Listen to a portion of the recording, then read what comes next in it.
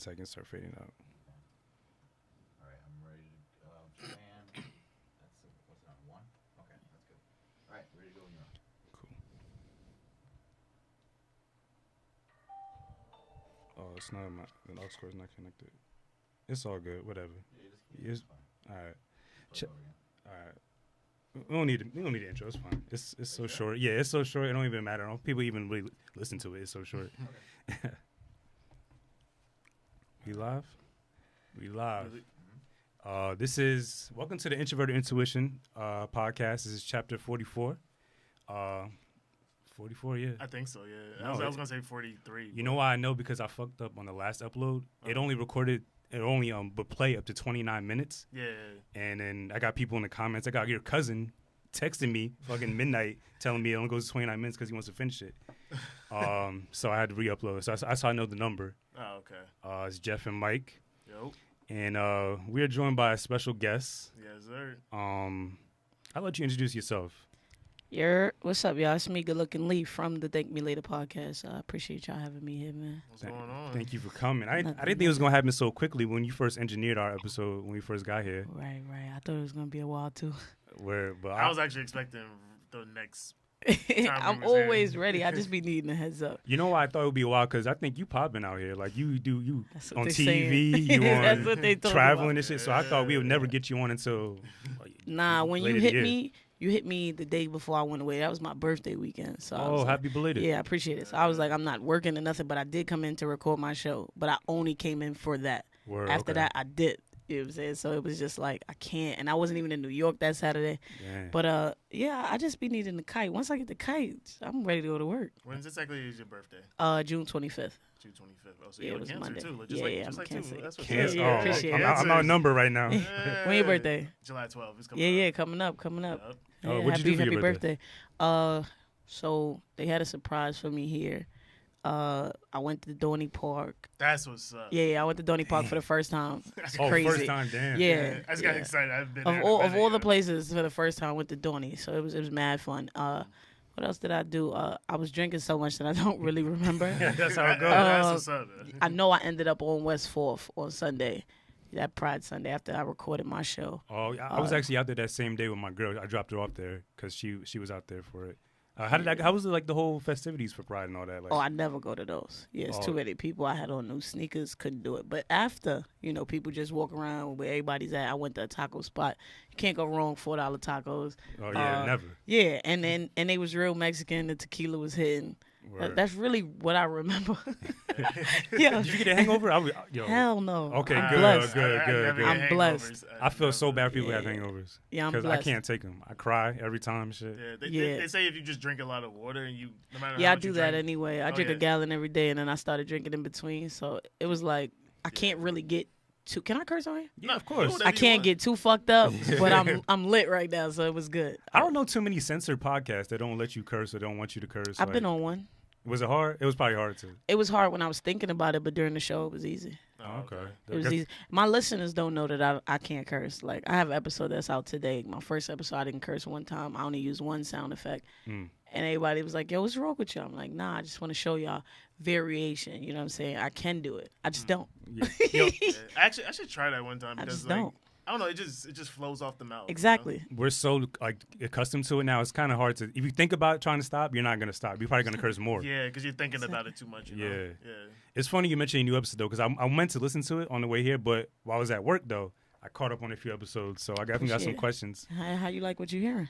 You're really good, and you Thank know what you. I really like about it the most is like, what you and all your guests and your friends that come on, like it just seems so natural. Like there's Yeah. not forced. Y'all don't even acknowledge the mic. Like it doesn't seem like y'all acknowledge it at all. The stuff that y'all hearing, like even the insults, this is stuff that I'll call somebody and say to them. Word, yeah. Like a lot of the shit that I say on air, and a lot of people hit me like, yo, you're wildin'. I'm like, yo, but I would text her that. Like, Mm. like I would definitely text somebody and be like, yo, you all right?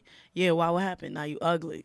Like, you Word, should- yeah. like I'll just do it. And then when they like, yo, why would you text me? I just won't answer. But like, even from the I first said what I said. from the first episode, it seemed like that natural confidence. Like, is that natural? Were you born with that, or did you develop that like over the years? I've never considered myself confident. Like, I think that just came about this year. Like, I've always been, I've always been told, yo, you should do TV or radio. Like, yo, you mad funny. But I be serious when I say this shit. So I'm like, I'm not funny. This shit ain't no game. Like, Yeah, you're not thinking about it the same way. Yeah, I'm not. And I wasn't doing things like I wasn't like insert funny joke here. I mean, a few times in class I would be, but it was just like, I need you to kick me out now. So I got to do what I got to do. But it's never like, yo, insert joke. This is funny. This is what people are like. It's just regular me. So now with the show, now that people are like, yo, the show is amazing. Like, I like it. Yeah. It kind of did give me that confidence. Like, now I know, it's like, I know what I'm doing. Like, just give me a mic and let me do it. But that was a build-up. That took a while.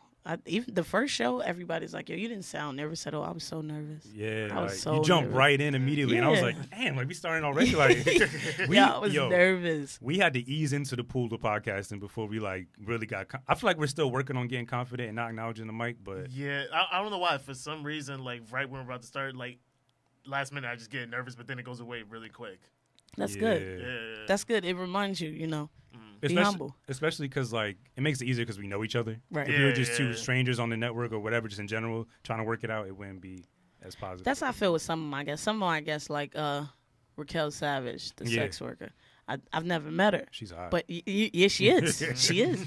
But she has, like, such a huge presence on the internet. And I'm just like, okay. Like, but it was easy. It was easy because I'm just being myself. But in my head, it's like, yo, this is Raquel Savage. But then I'm like, I'm good looking Lee. Give a fuck who it is. Word, yeah.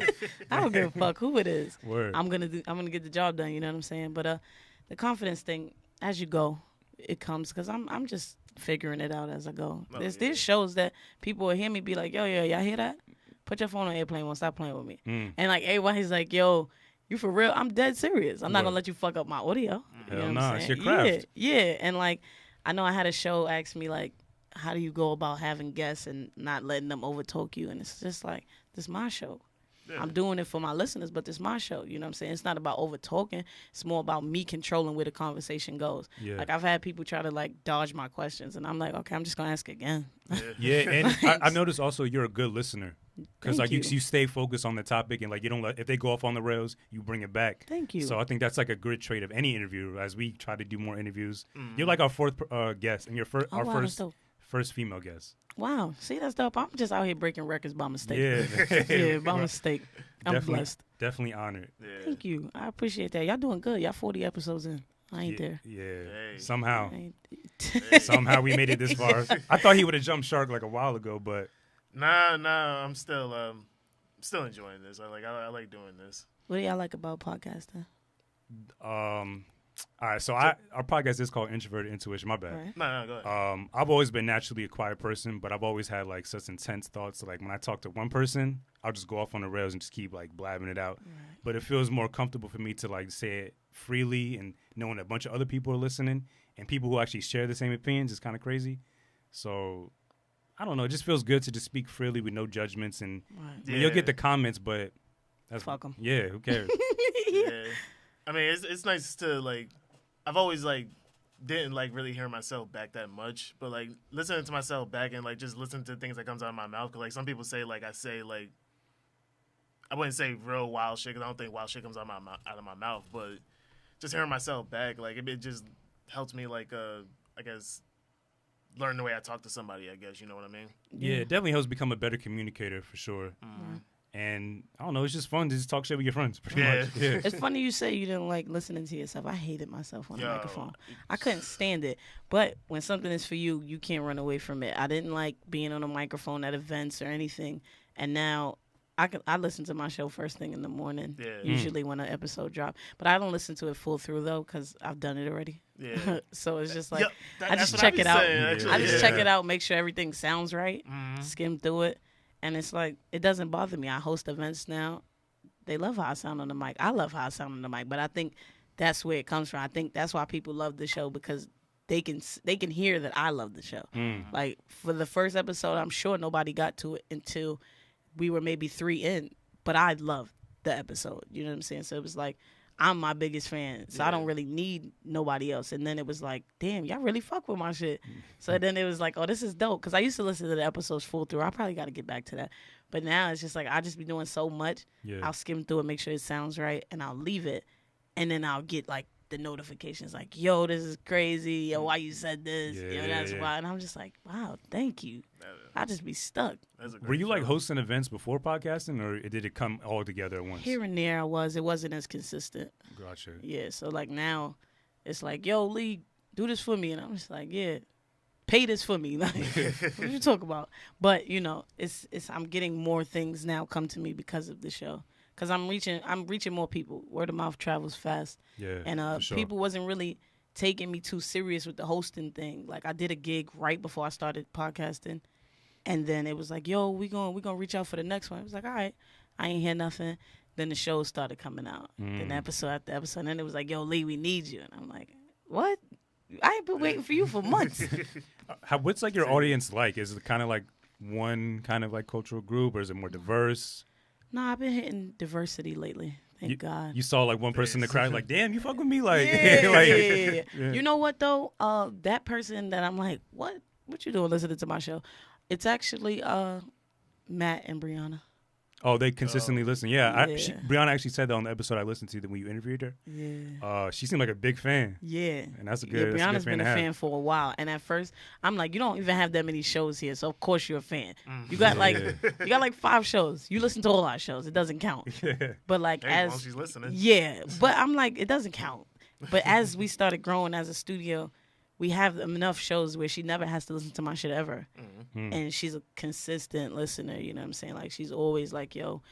Like texting me like, yo, you just hit another record. You just broke this. You just did that. Like, I'm proud of you. And I'm just like, wow, thank you. Like, but I didn't see, just looking at Brianna, I'm like, you ain't gonna like nothing I gotta say. Brianna loves my show. Yeah, you know what I'm saying? So it's like the moments like that. And then like just people who hit me on the internet and people that email me like, yo, can I talk to you? Like I had somebody hit me on Facebook the other day and they was like, yo, I listened to your show. And don't think of me weird because I found your Facebook page. And I'm like, I don't care. What's up? Yeah. And then she's like, yo, can I just ask you some questions? And I'm just like, yeah. And she's like, yo, I think that you being gay and being out and being proud is like amazing. And I'm like, everybody's like out and proud. Yeah. She's like, nah, everybody's not proud. And I'm like, you know, that's a good point. And then I was like, well, how would you feel, you know, because I get these questions all the time. Like, how did you go about it? What made you want to do it? How you feel like being gay is affecting you? I'm like, how you feel about if we do this on the show? And she was like, what? I would love to talk to you on air. And I'm just like, it's me. Like, yeah. what are you talking about? Like, just calm down. But to other people, I'm in the transition of like being regular to being like a somebody. Yeah, it's so yeah. weird. You got to walk that fine line because, I mean, you never know how big you'll get. Yeah. So I feel you got to keep some type of morality and some type of like, be a person still, even though you get popping. Yeah, that's why I tell everybody, like, stop being scared to talk to me. I don't give a fuck about who I'm around, what I'm doing. You listen to the show, you want to talk to me, just come talk to me. I don't care about that. Like, I've had people be like, I'm a groupie if I want to take a picture. Let's take 5 and 6. Make sure we both look good. Like, I don't give a fuck about none of that because I know what it's like. I remember. It's always like the people around you like kind of change too. Like not necessarily you. Like I mean, it might change you a little bit, but a lot of people. around you I think start acting I'm just on a constant path of growth. Like every accomplishment is like, okay, well, I can't keep doing what I was doing before. Yeah. You know what I'm saying? It got me here, but I want to go further. So it's just like me challenging myself. I can't say I haven't changed. I do my best to. I don't want to be the same. But the people around me, we vibrate the same. So everybody's just growing in their path. You know what I'm saying? Because once that stops, we no longer need to be together. And everybody understands that. And I have no issue being like, yo, I really love you and I care about you. But, you know, we just not it. We not it. People need to understand to stay in your own lane, too, because, like, we have friends that, like, they see us doing this and they want to hop in it, too. But it's like, I don't think you'd be the best fit of this. People don't really...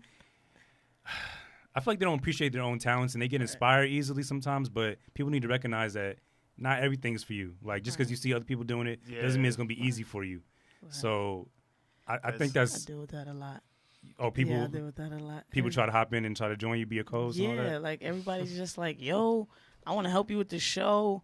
I'm going to be on it, and I'm going to play my mixtape. And I'm just like, what just happened?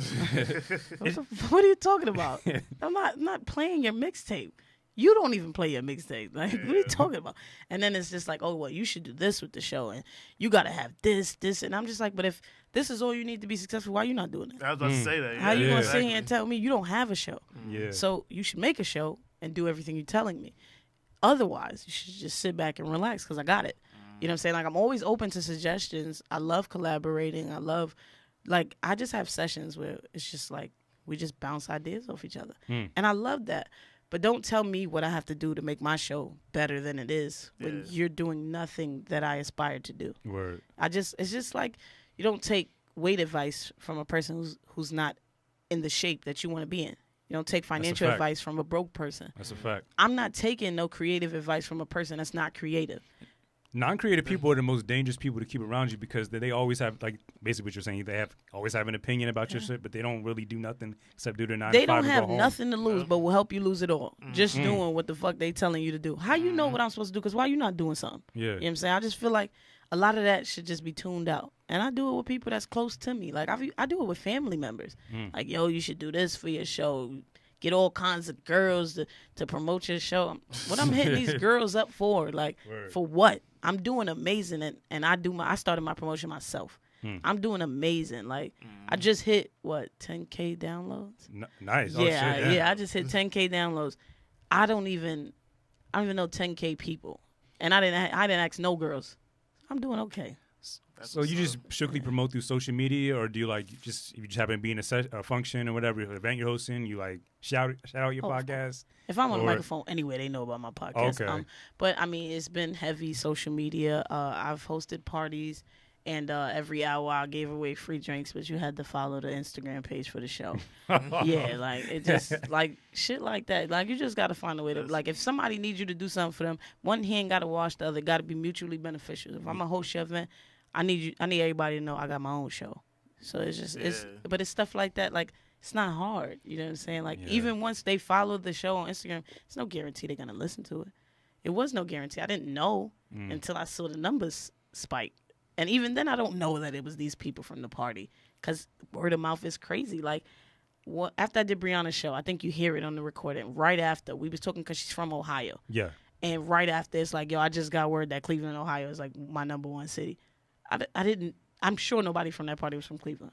I'm sure. Yeah. So it's just like, I just never know. And that's why I'm making my business to be the same, like, comedic but very down-to-earth person to everyone because I don't know who is subscribing and telling their friends and commenting. I don't know these people, but I appreciate it. And I just believe in, being kind to everybody. You never know. I fuck around and be kind to somebody that's going to put me on TV again. I'm happy you was kind to us when you first met us because, like you mentioned when we first met that you engineer a lot of shows and you help a lot of shows, but they're trash. But you were cool with us enough and you liked us enough to come on, so I definitely appreciate that. You know what it is, though? It's not even that the shows are trash. Everything ain't for everybody. Some things ain't for me. You know what I'm saying? Word. So to me, it's trash, but you have a lane.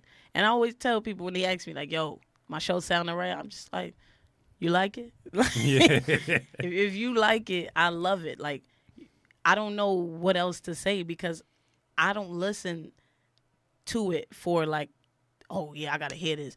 But some of them, I'm just like, nah, like I can't not listen to it. Like, I've been on Caleb's show, We're Going to Hell. I actually didn't listen to the show before I got there, and after I listened to his show. So it's just like some shows I kind of got to see where they're going, because sometimes you get on and you're nervous or you're just not in the right space. So I give them a few, and then I never really rule it out as trash. I'll say it though, because it just sounds better. Yeah, for sure. Yeah, that's trash. Yeah. Like I like the way that sounds, but in honestly, my head, you're trash. Yeah, you know what I'm saying? Like, yo, on some real shit, so you trash. I love you, but no. Yeah, but to me, I've noticed, with all the shows I got coming in, there's a lane for everything, even shit that I don't care about. Yeah. Even shit that I don't care about. There's a lane. So I always tell people, don't let my little opinion deter you. Because you won't make it. Yeah. If you're like one person who... I don't care who I am. If you let my opinion deter you, you don't really love it. Right. You don't really love it. Yeah. Like, because it doesn't matter to me who says what about my show. Like, I love being in that room, being on the mic. I'm going to keep pushing it. You know what I'm saying? Where'd you come up with the name Thank Me Later? Was it the Drake album? The first Drake album? Nah, yo, but I thought about it heavy, and I was like, I don't think I can name my show this. Okay. And then I was like, you know what? Fuck him. Nah. Oh, damn. No. I love Drake. No. Scorpion out right now. Nah, that's a fact. Scorpion out right now. That's a fact. Wait, hold on. Speaking of Drake, you text me the most random shit. Like, you already know what I'm talking about. I said... Drake got a new album out, I think. Like, and he just randomly texted me saying, You know Michael Jackson is on Drake's new album, right? And my first thought was like, that nigga's dead. Like, the fuck? Listen, man, Drake can call in favors from God. Joe Jackson died and told Michael Jackson to get back to work. Yo, that's a fact. Pretty much. I'm not gonna lie. I love Drake, but I'm not gonna sit here and act like that ain't The Weeknd. I'm not gonna act like it. That's The Weeknd. Nah. High pitched, son. That's not Michael's, son. Nah. I mean, Let me stop. No, I'll say this for Drake. Like, his music is just isn't much for me. No. I mean, he does make good singles and good club music. I have listened to a Drake album before. Shit, boy. Drake got that fire. He just dropped a 25-track album with 23 songs that are really good. 23 out of 25 is a good batting average. Okay, but just because everybody else likes him, does that mean I have to like him too? No, not at all. Exactly, yeah, you do. So. No, you do. For the conversation purpose, you gotta like. Yeah. I just say, hey, he makes good club music, but it's just not for me. In the club, it sounds good. I like Drake. I'm a fan of Drake, but it was just like, you know what? I used to say wild shit on the internet, and I would just say, thank me later, because maybe it goes over your head.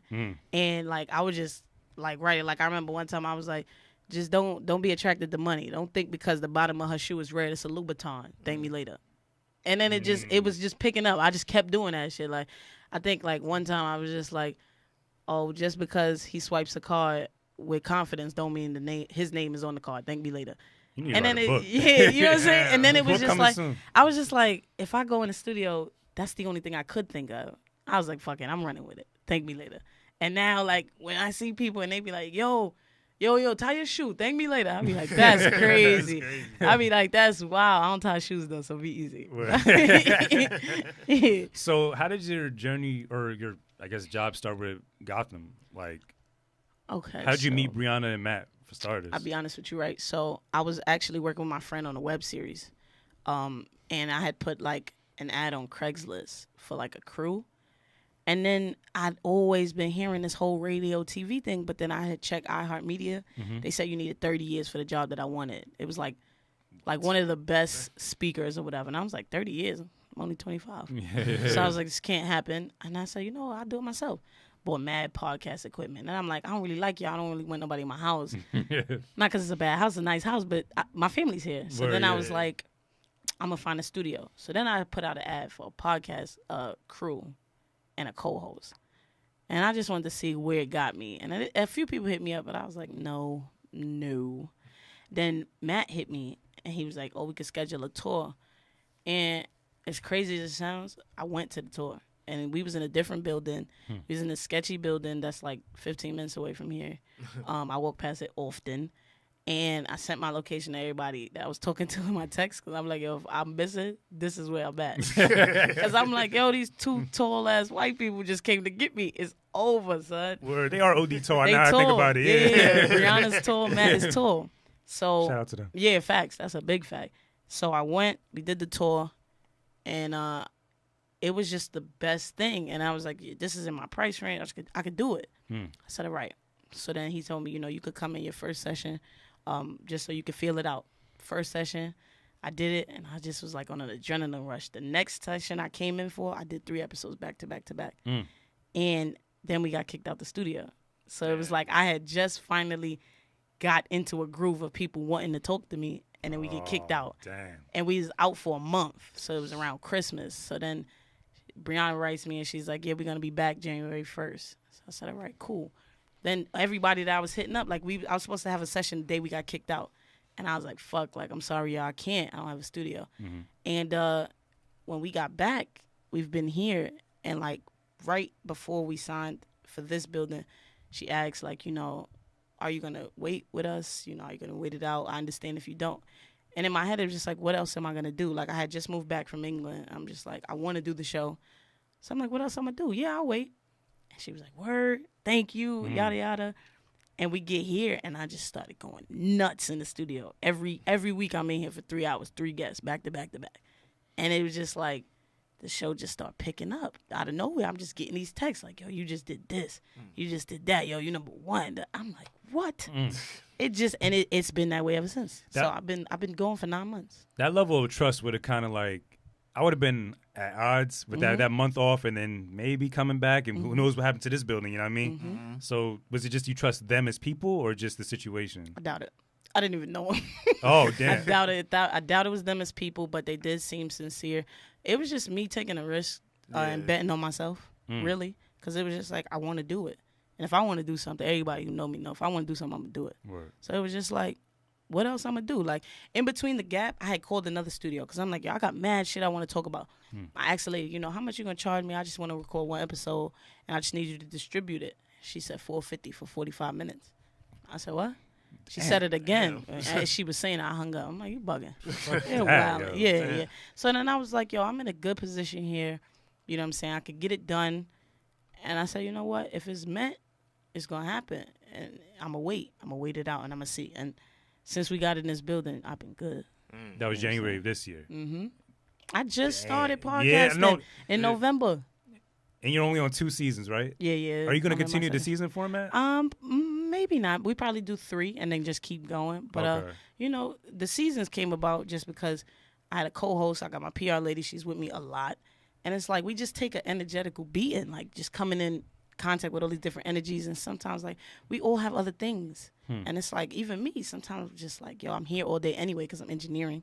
It's like, yo, it's a lot. And then I have trips coming up. It was like, you know what? Let's take the month to just rework some things. Like now I got a membership package coming out for the show, for the listeners. So it's like I need time to grow these ideas.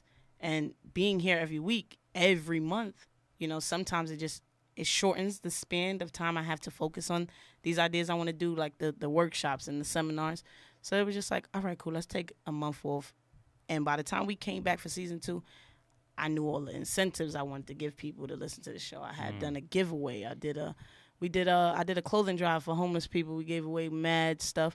Damn. And I had started to set up another one. And then I just got back and I've been in here and it's like, all right, I got to grow these ideas again. So, maybe I might do the seasons for me is like phases, maybe 3 phases. And then we just keep going. That's dope. I appreciate it. Thank you. I'm just inspired because that's like kind of like where I want to be with this. Like we just broke 4,000 total listens. Wow, that's what's up. This morning, actually. Congratulations. Thank you. And I just don't know how to take it next, like marketing wise. Like social media is like obviously in the forefront. What would you recommend? Just being in people's faces all the time, being atting people all the time? Nah, I don't do none of that. I don't like talking. It's crazy. It doesn't seem like it though. Yeah, nah, I get that a lot. You know what it is? I'm like the most social, extroverted introvert you could meet. Like, cause in my head, I'm like, we got to get out of here. Let's go. Yeah. But I understand the way things work. I understand that for my business to flourish, I have to be in these rooms and I have to make these conversations make an impression on other people. So it's like, even though I deal with anxiety, I get anxiety from talking to other people.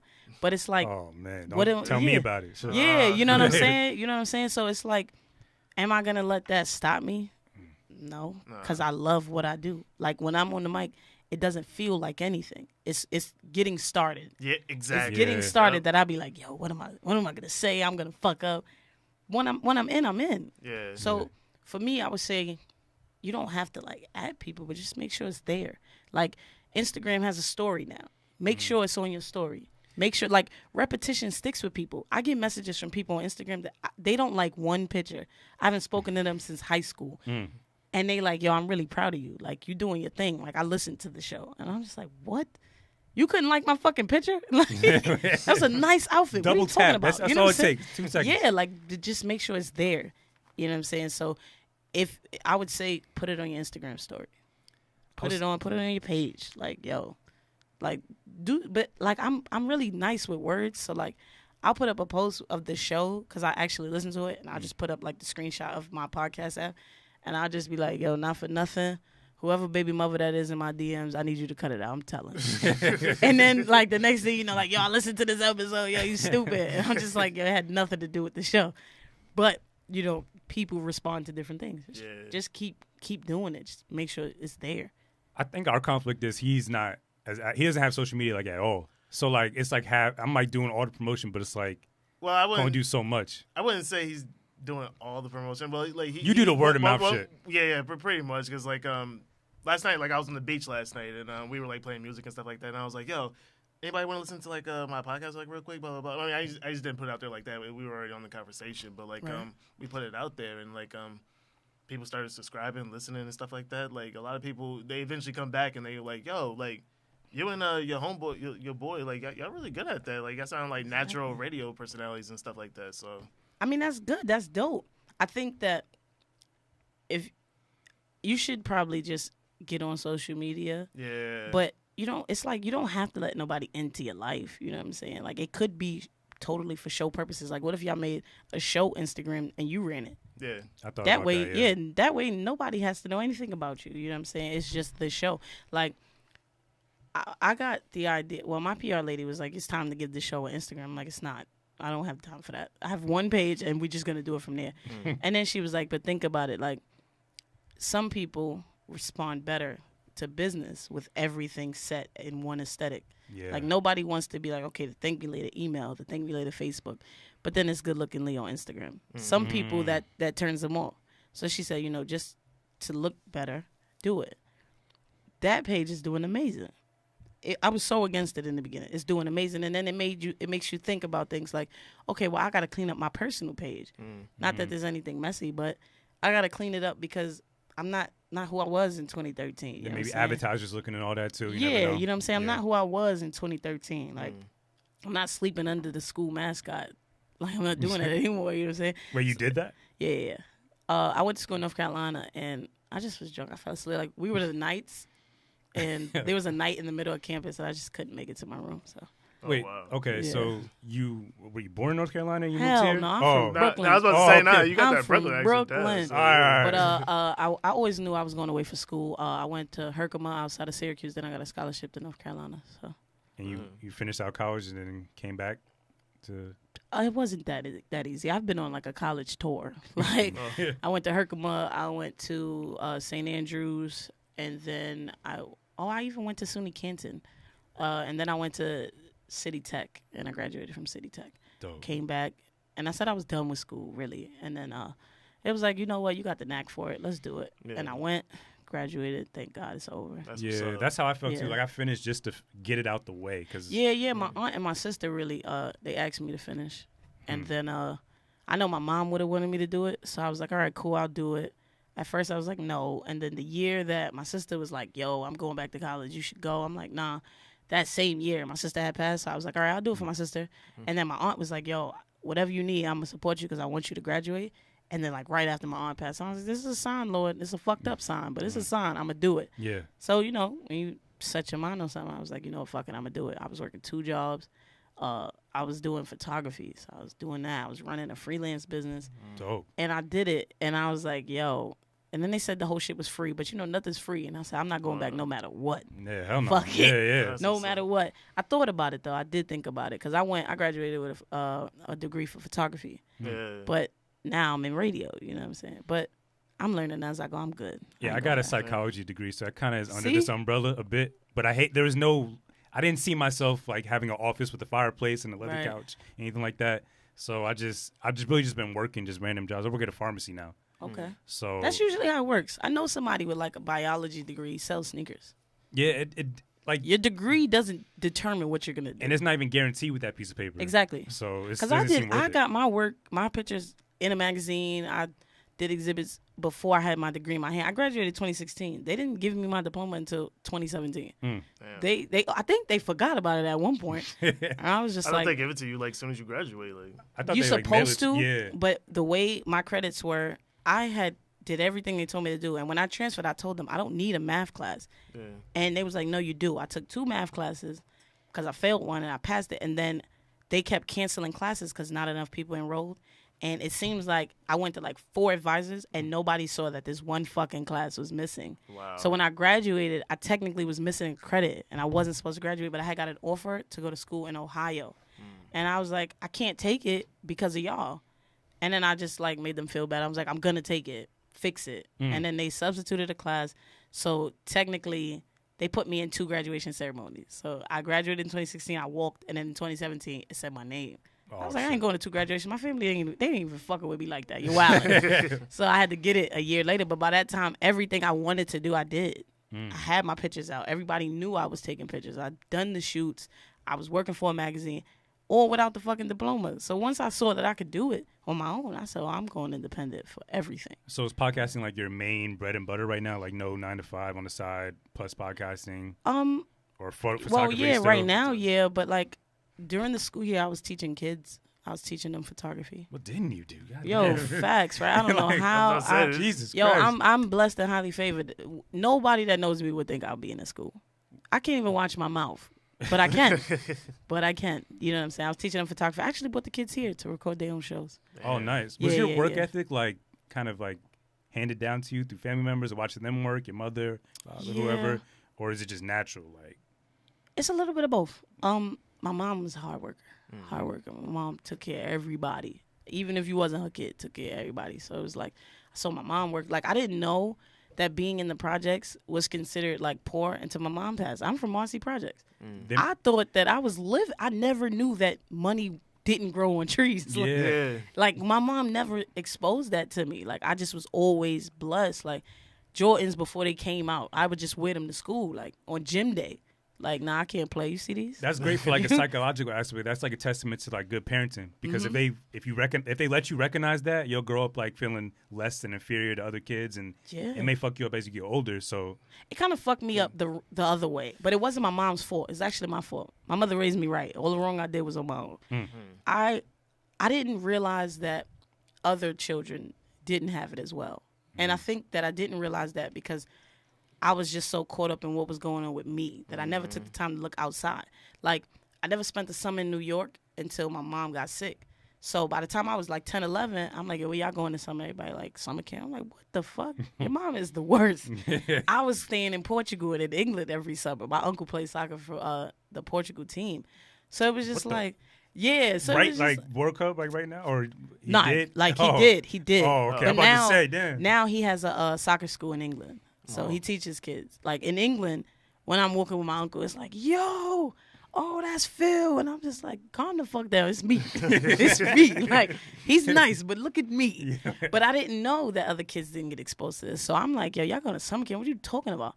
And then it was like, yo, everybody don't have these opportunities. You know what I'm saying? Then I started meeting people that didn't leave New York. And I'm just like, what? I've had a passport since I was like 8 or 10 months or something. But everybody doesn't have that. So it's like, as I grew up and as I got to know other people, I had to kind of tone it down. You know what I'm saying? Like, you don't have to be so loud about things. And my sister used to tell me that, but I didn't understand it because I was also always in the house. I never really went anywhere. So when I did get outside, I was just going haywire. Like, I got this, I got these, wilding. And I've never wanted to be anybody in my whole life except for my sister. So it was like, I never saw her do that. She was just so cool. So it was just like, yo, I got to calm down. Then I realized a lot of it is like anxiety from being around people. Because it's like, am I good enough to chill with y'all? Do y'all think I'm cool enough? Shit like that. Once I tuned all that out, between like just my spiritual journey and a lot of edibles, it's just like, it's just like, yo, I don't really say too much.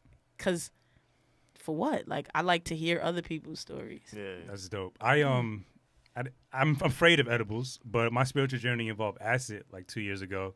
And I think that's when I started to develop my confidence in my voice and just myself in general. So I'm not sure if how big of a part drugs play in like developing and growth. See, but I'm scared of acid. I'm scared of that, but I'm Should be. proud of you. you should be. It's very scary. You did it for us both. It's a hell of a trip. Like Yeah.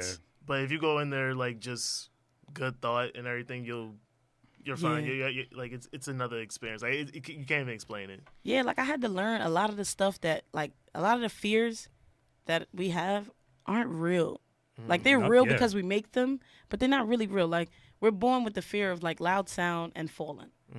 Everything else is something that's taught to us. Like, when I play lacrosse, so, like, I was always with the white kids in school, and the lax boys would always be like, yeah, I'm about to, like, I know somebody who took a E-pill that had, like, Molly and Coke in it. And I was like, why would you do that? Like, you don't care about your life? And I realized looking back, it kind of sounded like I was trying to give him like a therapy session. But really, it just was taught to me that drugs are bad and you shouldn't do them. And like, don't do weed because it's a gateway drug. It's not, because You don't think so? No, I don't think so. I think that it's built on you and your strength, because everybody knows. Don't ask me to do anything. I'm good. Not gonna judge you, but don't ask me. Yeah. But if we rolling up, we rolling up. Or like, I could take an edible. I take edible all the time. Kind of help. It really helps with my anxiety. But I'm good on everything else. I'm good, and I'm around it a lot. I just had a girl. a few months ago, she took me in the bathroom and asked me to do coke with her. And I was just like, nah, I'm good. No, I'm good. I put it on Snap, but I'm like, nah, I'm good. And I don't feel tempted or nothing. I feel like it's all on you and what you want to do, but you may be scared to say out loud. Mm-hmm. So if weed kind of gateway to anything, it was something that was inside of that person. Maybe they felt like they were lacking popularity and they did it to be popular because the kids that they wanted to be cool with were doing it. Yeah. But for anybody who's rooted in who they are, that shit ain't no gateway. I know who I am. I'm good. But I be with people that do all kinds of shit. Yeah, I feel like weed, for me, it gave me that confidence and it made me maintain it. Alcohol gives it to me that temporary hour or two I'm drunk. Mm-hmm. Yeah. So that's what it's done for me personally. I don't know. You smoke more than me. I mean, me, like, it just relaxes me. Like, whenever I want to relax, like, it puts me at peace. Like, it gets me deep in my thoughts and stuff like that. Like, but that's the same thing kind of what, not necessarily what acid does, but, like, I mean, it does bring your thoughts out and stuff like that. But, like, it really depends on your environment too, like whatever you're around and stuff like that too. So it made me more self-aware of why I act out and react certain ways. Like for the longest, I never understood why I got so upset at criticism, and it's because my mom growing up was never honest with me. Like every time I failed, she'd be like, "Nah, you did good. Nah, you did good." But every time I did do good or I didn't do well at all, and people started telling me, "Oh, you fucked up," I was like, "Wait. I thought I did good. I thought I still for trying, you know." Exactly. So realizing that, it made me more confident and be more resistant to like criticism and all that. Yeah, I dealt with that. I dealt with that a lot, and sometimes I still slip up, and I still deal with it. Like, cause sometimes it's like this thin line. Like you're this good, but you also know that I could be this good every day, but today could be the day that I'm not. So sometimes like people would tell me, like the people closest to me, my team would come to me and be like, "All right, cool. Like this show was amazing. For this show, you got to work on this. And I'm like, what? That list is too long. I'm good looking, Lee. The fuck are you talking about? I don't need to work on shit. And then it's like, Lee, come on, for real? And then it's like, I get what y'all saying. That was just me being insecure and thinking that I'm great at everything. And I mean, that's a great attitude to have, but also know that you're great at everything and nothing at all. You know what I'm saying? Like, know that you know a lot, but you don't know shit at all. Yeah. So it was just like, once I got over that little bit of, I want to be good at everything, it was like, it's easy now. Like, somebody would tell me, like, yo, I don't really like how you did this. All right, cool. So what you think I should do? What are you doing? Have you done it before? All right, cool. I'll try it. And, like, the worst thing about anxiety, too, is for me, it's random. It comes out of nowhere. One little thought can spark that whole train of depression. So what you got to realize, people out there, like, if you suffer from anxiety and depression, like, it's really all in your head. It's not real. It can't touch you. It can't feel you. Like if you make it your reality. So if you could detach yourself from that, you'll be good. You know what though? People have a hard time detaching from it because of the way it feels. It feels like there's nothing realer. Yeah. Like, cause I've battled with depression. It feels like it's the only thing that's real, and it sounds like so dumb to be like, well, if you just decide that it's not, it's not. But it's the small things. Like if you know that listening to Drake makes you depressed, make an intentional decision daily. I'm not listening to this shit. Like me, I won't listen to Bryson Tiller. Certain songs I just won't listen to. Which one? Name one. I won't listen to Don't. That makes you sad? Yeah. Damn. I was going through it when that shit came out. I ain't gonna lie. I feel you. I was going through it. Exchange, I won't listen to. Run Me Dry, though, we can listen to. Like, it's certain shit. Sorry, not sorry. Yeah, exactly. I'll listen to that. But it's certain shit that I just intentionally won't do because the last time I heard those songs, I was in a place that I never want to be again. So it's like, what the fuck I need a reminder for? I know what it feels like. I remember. I don't want to be there no more. I don't want to do that. So it's just making these intentional decisions. Yo, you know, it does have a spark of why I think I get depressed or an anxiety sometimes when I'm not doing anything. I hate being stagnant. I hate feeling like lazy. I hate not feeling like I did something today. Like doing the podcast, missing a podcast stresses me out. That's a fact. Missing a day of work stresses me out, even if it's uncontrollable. Yeah. That's a fact. But at the same time, I work myself dry and I'm always tired. I look tired. I look horrible. So it's like keeping that balance is hard for me. You know what? During the school year, I had to go to the hospital for exhaustion. Like, I just was feeling bad. I'm just like, everything hurts. I'm dizzy. I sent the email, and I was like, I'm not going to teach today. And I still went because I just felt bad. And then they was like, nah, you look horrible. Go home. Then they tell me, like, doctor, like, it's exhaustion. You just need to relax. I realized then that sometimes doing nothing is doing something. Sometimes you got to do nothing. because the body needs time. The mind needs time to reset. The mind is constantly going. Yeah, that is You know what I'm true. saying? Sometimes you just need to lay there and do nothing. I have an issue with that. Like, even down to, like, my love life, it's affected because I like my version of fun is getting business done. Yeah, same. I yeah. like handling business. So if we could do both, if we could handle business and you can have fun, oh, this is a date. But if it's just you want to go and chill and party, that's not my thing. So it's affected me in relationships, and it's just like, well, sometimes I just want to have fun. It's like, yo, I want to have fun too. This is not fun to you? Like, the fuck? But I realize just because that this is like what we would like, it don't mean everybody's like that. And sometimes we like it so much that we run ourselves dry with that. Yeah. Like, it's a lot to take in. This business is crazy. Like, and then I release shows weekly. Sometimes I'll release a show on a Monday, and Tuesday I'm like, nah, I already know what I want next. Let's do this, and that. And it's just like, yo, let people take it in. Yeah. Sometimes you got to let your body and your mind take in the time to rest. You know what I'm saying? I acknowledge, like, the invisible clock that we're all on in just life. Like, we don't know when our time is up. I acknowledge that clock a lot, which is definitely an issue of mine. My therapist always told me just detach yourself from the end goal. The end goal is either just where you want to be happy, your ultimate goal in life, and after that is like death. So just detach yourself from that and just live in the moment and be present.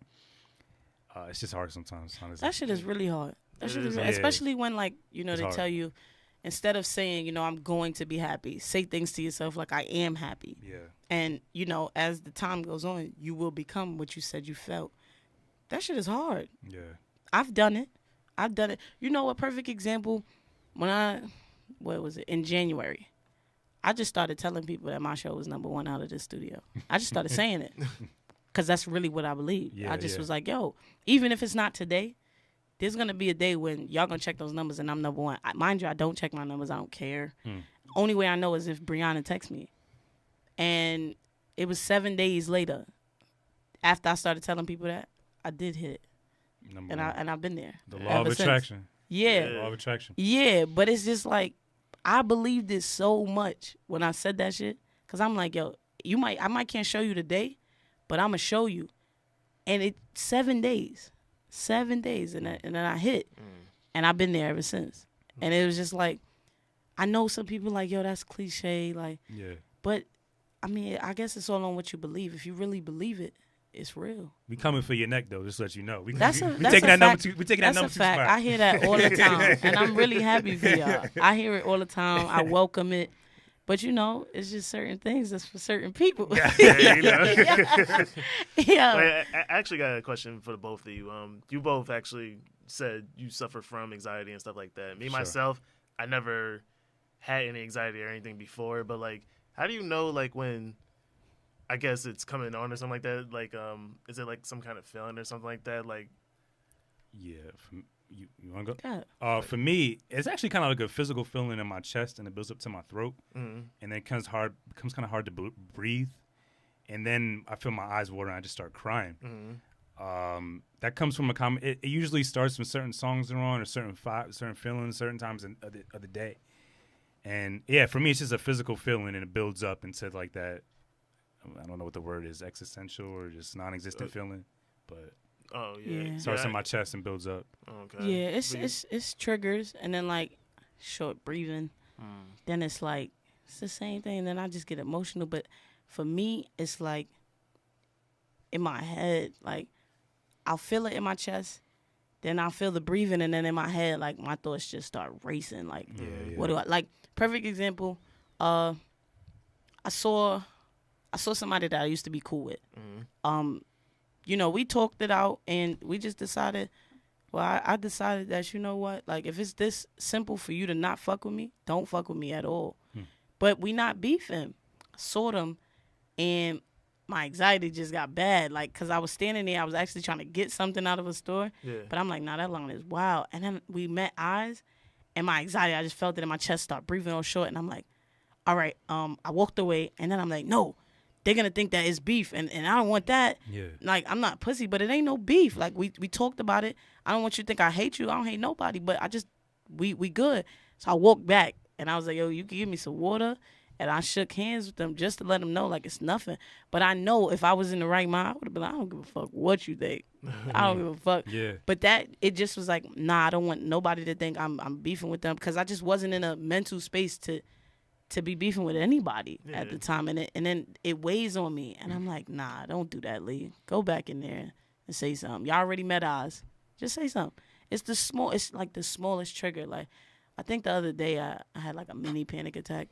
But I was also, like, stressing about, like, somebody had owed me some money. Yeah. Somebody had owed me some money, and then they just was playing with me. But I didn't know it was all, like, a real big joke. So I'm like, nah, I'm not playing with you. Like, you owe me this, and I want it. And then they was like, well, you never going to get it. And I was just like, what? Like, anxiety kicked in. Thankfully, I got that because they wasn't going to get nowhere. Damn. Nah, I feel you when it comes to that. I had a panic attack last night. I ain't going to lie. You know what I'm saying? It be coming on out of nowhere, son. I was watching Jurassic World. It always happens in the movies for some reason. It's Jurassic World Fallen Kingdom. Trash movie. But there's just something always about seeing animals, like, in, like, an emotional way get hurt that just makes me, like, just be like, oh, is my dog okay? Like, I got to go call and see like, is my dog okay? Whatever. Just like. Yeah. And I just started tearing up in the movie theater. I don't know why. Like, and I don't know if that's really just panicking or just anxiety or just what it really is, but it comes out differently in everybody. It's annoying. Because I know people. I never knew I had anxiety. I've been around it. I've been with women who have it. Yeah. My aunt had anxiety. I've never really knew that I had it. I couldn't put my finger on what it was, but I knew that something would go on with me, and I would just get real nervous and just like spaz. And it wasn't until I really took the time to be like, all right, well, what is this? And then I'm watching these people that I'm close to that have it, and I'm like, oh shit, I'm doing that same thing. I feel like I'm kind of there in a way, kind of, because like last night, like I didn't have a panic attack, but like I was on the boardwalk last night, and we were walking back, like we were looking to go to the beach, and it's like getting near nighttime and stuff like that, and it was really crowded because the beach had just closed. So everybody's on the boardwalk trying to eat and stuff like that, and it's just something about like a bunch of people around me, like I don't know. I kind of got nervous out of nowhere, but then I'm all like, yo, I gotta get on the beach. Like, I just gotta get away from everybody. Like, just big crowds sometimes, like, just kind of make me nervous in a way. I'm all like, that was a weird feeling. Like, I don't know why I started feeling that way. Yeah, but, like, man, it's stuff like that. Like, I walking home at night, late at night. If I see somebody behind me, I don't walk on sidewalks. I usually walk like in the street. My aunt always told me that, like, if you're walking home late at night, walk in the street. But I do it anyway. I do it during the day. I do it at night because I always got on nice shoes. And you know, New York is dirty. You know what I'm saying? They don't curb their dog. I can't afford it. Cannot afford it. So I always walk in the street, and like sometimes, you know, it just so happens me and other people walk the same way. But I just be like, nah, what are you doing? Like, I'm always like, my head is always on the swivel, and that's why like. I wish I knew that edibles helped me with my anxiety years ago. It would have saved me from so many fights, so many arguments. But you know, it's everybody has a time. Yeah. It wasn't time for me to know about edibles. I probably wouldn't have graduated. I wish my vice was edibles. I didn't mean to cut you off. No, you good. My girlfriend has like become my vice for when I get into those situations like that. Because that's a blessing. When I get depressed, sometimes for the longest, I always felt like I was a bother if I reached out to somebody. But she's like, come here, tell me what's up. You know what I mean? So. I respect the edibles. I want to get more into that, but they freak me out. But having that person in your life where you can just go to freely. It depends on the edible. I get mine from Cali. So. Do you eat whole ones or like pieces? Like well, because I'm always on the move, I only do like a half. Okay. I can't do a whole one because I'm always on the move. If I do a whole one, I can't. I'm not going nowhere. I can go. I think they affect me different. But yeah.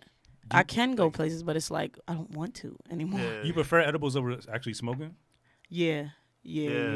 I could tell you why too, cause I didn't really get a rap. Well, my sister always smoked weed, but she never like exposed me to that.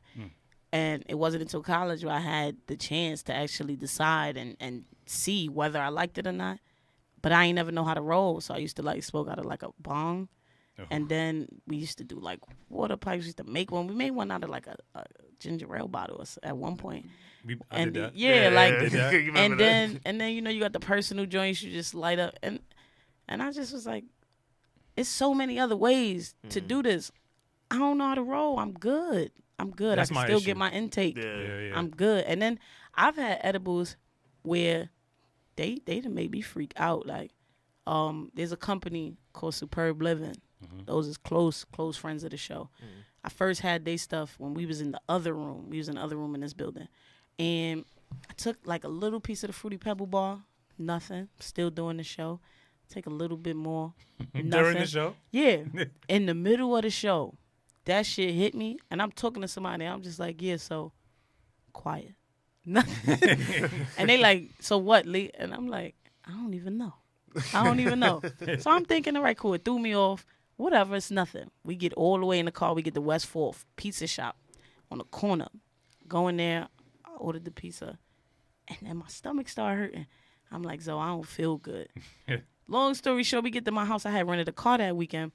By the time we got to my house, I walked to my door. I opened it. I just start freaking out. I'm like, Zoe, you got to take me to the hospital. She like, for real? I'm like, nah, I don't want them to see me like this. Take me home. I get to my crib. I open up my house door. I get to my room. And I tried to put the key in. It wasn't working. I just told the door, like, yo, just open up, please. Like, just open up. My cousin like, who you talking to? Shut up. Shut up. Son, like, that night was bad. I took the car back. I had to have Zoe drive it. We took the car back. The man, I put $5 in a vending machine to get Twizzlers. I'm hearing mad coins come down. I'm walking away. She like, you don't want your change? I'm like, yo, it's raining coins outside. Son, it was me. Like, then the dude is like, all right, you set. Have a good one. I'm just staring at him. I'm like, all right. Staring at him. He like, you could leave. I'm like, yeah. Staring at him. And I told him, I said, I ain't fucking with y'all shit, man. But, you know, lately, I've been on these things from Cali, and me and Superb, we got a rematch. So pray for me. I might have to Pray try for one, me, man. you know what I'm saying? Yeah. I need to But you man got to up. be around people you trust. Yeah. You know what I'm saying? You got to be in a state that you trust yourself in. You know what I'm saying? Like, I know nothing's going to happen to me around Zoe. I know nothing was going to happen to me around my cousin. You know what I'm saying? Like, it's certain things that I just won't do if it's not people that I trust. Word. You know what I'm saying? Even drinking too much, can't do that in front of people you don't trust. Yeah, word. Yeah, you got to have, I that's had why you this got to guy's have a back a bunch foundation. of times, yeah. All right, Exactly. Don't put me on blast like I'm Son. some Nah, fucking- I ain't putting you on blast. I'm just saying, like, I'm telling you, know it's what I'm saying? all good. My whole lacrosse team, my one teammate Jackie, she'll tell you, yo, she done have my back. White people just can drink better. I That's a done fact, yeah. been drinking with Army veterans, fucking Better than me. That's a fact. fucking what you call them people, reserves, all of them. They drink different. I done been trying to keep up and fucked up, and Jackie done made sure that I woke up in my bedroom. It's cool. One time I fell asleep in the boys' lag storm. Fell asleep in their bathroom. They was like, yo, Lee, you can sleep in my bed. I'm like, all right, cool. Like, you got to be around people that you could trust. And that's the one thing I be telling young people. Like, I know you in a rush to be grown, but just make sure you got a solid foundation. You know who you are. Because y'all be wilding and your friends leave you. They put it on Snapchat and that's it. Yeah. But you really sick. You really sick now. Yeah, you know what I'm saying? Like, it's not worth all of that. That's my problem with this social media age. They'll just do anything for the like, for the view. Like, what happened with XXXTentacion? That shit People was literally crazy. filming his dead body. that shit Like, was he crazy. could have still been alive. Could have been rushed to the hospital. Nobody Yeah, called yeah. the Filming ambulance it. or nothing. That shit is crazy. It's disgusting what we coming to as people. Because I don't like- know what's next. yeah, like I've even been in altercations in public, like, and I've seen people like move out their way just to film, and I'm just like, but you got a kid. You would want somebody to help your kid. I don't need no help. Thank God I can hold my own. But you would want somebody to help your kid. You get what you put out. Yeah. So if you putting out that social media is more important than actually helping a situation, you got to know that it may not be you, but somebody close to you is going to be in a situation. Word. And you going to say, damn, why ain't nobody help? Yeah. Because you ain't a helper. It's So- that instant gratification. Like, people even record themselves in the club. Like, you're painting the illusion that you're having fun because you're recording yourself in the club. Just Like, one you're literally night. smiling. Yo. You were just mad 5 minutes ago, but now you're smiling in the camera for your Snapchat. Like, That lip put your fucking syncing phone shit, down. I hate it. All these IG chicks, yo, they get me tight, yo. Yeah, that's a fact. I hate Like, that shit. and they go on IG Live in the club. I'm not watching your IG Live in the club. Like, what are you doing? See, this is one of the things that kind of does keep me away from social media. Like, it's just like, it gets painted in such a negative way, kind of. Sometimes I'm just like, I'll keep it over there, kind of. I mean, I understand, like, for promotion and stuff like that, but, like, I think, like, as soon as I get a Facebook or something like that, like, I'll just kind of forget about it, kind of, because I'm not really thinking about it, you know? Mhm. Yeah, that's good, though, that the Yeah. fact that you can separate. Yeah, You know what yeah, I'm saying? yeah. Some people, they just locked in. Yeah. And, like, everything is social media. Like, Yeah. I think for a second I was that person, and then I was like, what the fuck am I doing? Yeah. I think I'm more attached to it because, like, I met my girl on Twitter. I DM'd her on Twitter. That's how we Slid met. up in them DMs. That's a fact, yeah. And I guess it's like a deeper rooted like attachment to it, but I do enjoy seeing people talk spicy on the TL, like Right. people getting on each other and shit like that. But there's definitely negative aspects to it. Oh, of course. Of course. Everything, every pro has a con. I think it's making people less social. Like, Yeah. Yeah, You like- go out to eat and everybody's on their phone. I've Yeah. even been guilty. And it's just like, what are you doing? Like, I just was telling my little sister, do you even know what a photo album is? She gonna say the one in the phone. I wanted to smack the shit out of her. Wow. I wanted to smack That's an the instant whole timeout shit. right there. You know what I'm saying? Like, I'm just like, nah, like a photo album.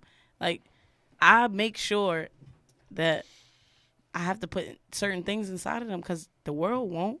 The world ain't gonna tell you like before the phone you had a phone book. I remember that. I ain't that old, but I used to have one. I still got one. Shit. Yeah, you know what I'm saying? But the world ain't gonna tell them about that. Like, yo, y'all blessed. We've really taken a leap with technology, but you don't have to be so wrapped up in it.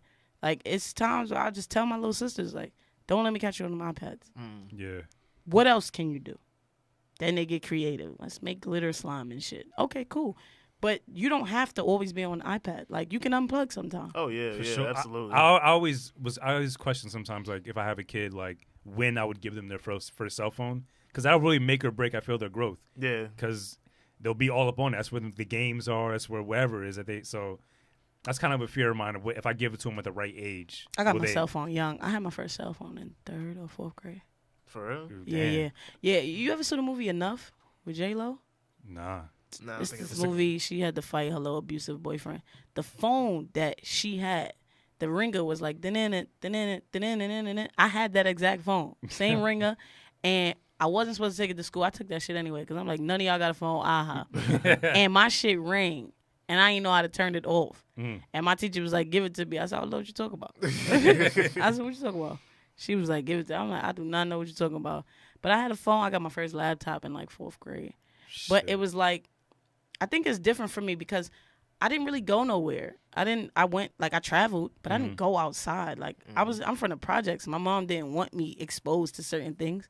So she would try to like replace them. Like, oh, here's solitaire on the laptop. Like, don't go on AOL. I'm about to use the phone or some shit. Use solitaire or some shit or that time bomb game. But I'm the fuck? That was 90s shit. Yeah. Like that just really struck a chord with me just now. Like, my mom used to pick up the phone and hit it. She used to be like, I told you not to do that. I would say those are the good old days, but those are not the good old days. When you watch The Running Man to know. Yeah. Yeah. Like, people will never know about this shit, but my moms ain't want me outside with, like, because drugs was heavy back then. Like, fighting. Every time I went outside, I fought anyway. But it was like, if you go outside on a regular, what you think you're going to do? Like, you're going to fight. I don't want you doing that. You know what I'm saying? So my mom tried to protect me for certain things. So she would like, it's kind of like compare and contrast. Like, okay, cool. She's not fighting. She's on the computer a lot. You know what I'm saying? Yeah. She's not selling drugs. She's on the computer a lot. Or she's on her phone a lot. She's taking her phone to school now. So it was just like, yo, listen, like, I don't want certain things for you. And as a kid, I didn't understand it.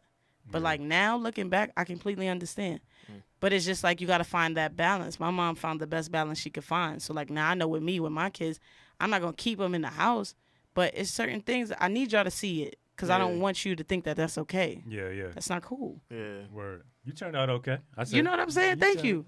And this really is new. Shit. This is new. Word. Thank you. This is new because I've been wilding for years. Like I went back to my high school like a year ago and everybody was like, yo, you don't understand how proud of you we are. And I'm just like, y'all told me I was going to jail. You can't be that proud. And they was like, but think about it. If you met you during those years, would you think that you would be who you are? And I was like, you're right. And I think that's the thing, too. Like, we all got to go through certain things to become the person we're meant to be, too. Right. You know, like, Right. it's what makes you and it's what makes you stronger. You've and had to, everything, like, too. I had to get everything stripped from me to understand that none of that shit can stop me. You know what I'm saying? Like, so I get what it is to feel like you don't have nothing but what you have. Yeah. I get that, and I think that that's an amazing feeling to hold on to because whether the show is doing amazing or we on break and I don't know what's next, I'm always just mad grateful for the fact that I just have an outlet. Word. For so many years, I kept mad shit inside, and I would lash out at people. I pushed a lot of people away doing that. I just ain't want to be that person no more. And now with the show, it's like therapy for me. Yeah. It's like coming in contact with these people and talking to them and creating these bonds and building my network has become therapy for me. I'm not angry. I was angry years ago. I was angry in high school. I'm not angry. I don't even have the time to harbor any anger. So it's a waste of time to be angry. angry. Yeah, you know what I'm saying? And it's just like, I'm doing so good. My skin is glowing. You know what I'm saying? I'm drinking water. I ain't got time to be fucking angry. Hell no. And that's the thing, too, like, from that movie, American History X, like, that one line that Doctor said to the main character. Like, he was like, has anything you done made your life better? Because he was so angry all the time. So, like, anything you done made your life better? He's all like, yeah. Exactly. You max out on everything you could do on the act of anger. Yeah. I've done everything. I fought. I done got in trouble. I done got kicked out of schools. All of that. What has it done for me? Nothing. But it had to happen. I wouldn't change it. Yep. I wouldn't change it at all. Anything you've done that you may consider negative or a mistake, it's not a mistake. It's just a lesson. Yeah, exactly. You had to go through that. Yeah. It's in your your path. Your destiny was meant to happen. Right. I always tell people I never took a loss in my life unless it was death. Everything was a lesson. I've never lost anything. Everything was a lesson. And it's crazy. You know, I've never been suspended, but I have been kicked out. For real? They went straight to get kicked out. They skipped a step. Like. They was like, fuck suspension. Your ass is out of here. That's I ain't that lucky. I had both. I got kicked out of I got kicked out of junior high. I got kicked out of high school. I got kicked out of college. Damn. God damn. Well, I wouldn't say I got kicked out. Like, you know, at the end of the year, like, they don't want to suspend you, so they'll just tell you not to come back. But I think this happened like at the end of May, and I was like, oh god damn, I can't get like 2 days or some shit. Like, nah, nigga, they kicked your ass out. They definitely kicked my ass out. They got tired of seeing me. Yeah, they didn't even give me that. They just was like, you can't come back, even if you want to come back. You no longer attend this school. Like, I got kicked out like, the last month of school? Yeah, they sent me right to the board of ed, go find another school. And then I've been in Catholic and charter school my whole life. I got to public school in 12th grade. Damn. Well, the end of 11th. The last month of 11th, and I did my whole senior year in public school. Oh, okay. And that shit was like Freedom Riders. I ain't never seen that shit in my life. And then they thought it shook me. They was like, and then I kept fighting. I got jumped twice the week of prom. Damn. I was like, yeah, and I'm like, yo, y'all bitches jumped me twice, and y'all ain't hurt me. We just got to keep going because I'm not gonna stop. Like, I'm gonna catch Oli. I used to just catch him. You going in the bathroom? I gotta pee too. Catch him. Just catch him. One by one. Yeah, because if you're going to jump me, now everything is fair. Now you going to get a bacon, egg, and cheese. Now it's fair. Now I gotta beat you up. And my family was nervous. Like, they was just like, yo, she's going to jail. Like, I remember when I graduated high school, only one college told me, we can work with you. My freshman year grades, I had the top grades in my school. Once I started noticing that, like, something in me, I knew something in me was different, but I ain't never say nothing. But like my freshman year, that's when girls started taking to me, and I was like, it's like, you like girls? I'm like, no. But I knew that I did, but I thought something was wrong with me. Yeah. So then once I started, like, you know what, fuck it. This is just what I like. I don't care. And then I started chasing girls, and I started fighting. Everything kind of just went down here. My grades started suffering. So one college told me, SUNY Canton told me, like, we could work with you. You got to do a Jumpstart program for 2 weeks. You pass that, you into the school. I passed every class in that program. But my roommate, she wanted to sleep with me, and I told her I'm good. Like, I ain't going to front. I kind of fondled with her a little bit, and I was like, oh, you're disgusting. I was like, you mad disgusting. You think something's happening, it's not. And then I had end up moving. Like, I slept in the room with this other girl because I was really on her. And the girl I was rooming with, she had mad pull. The dude that ran the program wanted her so bad that everything she said was a fact. And she was like, yeah, she harassed me. Oh. And I'm like, what? Like, I'm like, oh, let's, because I ain't want to. Nah, don't do that. Like, I was like, yo. That's petty. Son, I cry. I'm like, yo, this is all I have. My family they don't think I could do anything. Like, this is the only school I can go to. And the dean was like, well, you harassed her. And I'm like, do you have proof that I harassed her? And he said, no. And I remember he was just like, well, if this man say that you did it, you did it. And he only said it because he wanted to sleep with her. And it's crazy, right? Because that's some creepy shit. All of that. Yeah. She was white, too. You know, white people got creative with the shit. You know what I'm saying? But it wasn't even her. Like, the girl that he liked, it was 3 people in my room. It was a black girl and a white girl. The black girl wanted me, and she got cool with the white girl. And the white girl was like, you know, I'll do whatever for you, my friend. I'll tell him that she harassed me. And I was like, you doing all of this for her? She can't even bring you home because you black. Like, what are you talking about? So they kicked me out. My family was just not fucking with me. And I transferred to City Tech. I went to City Tech twice. I said, I'm going to get my grades up and then I'm going to go away. I did that. And then I went away.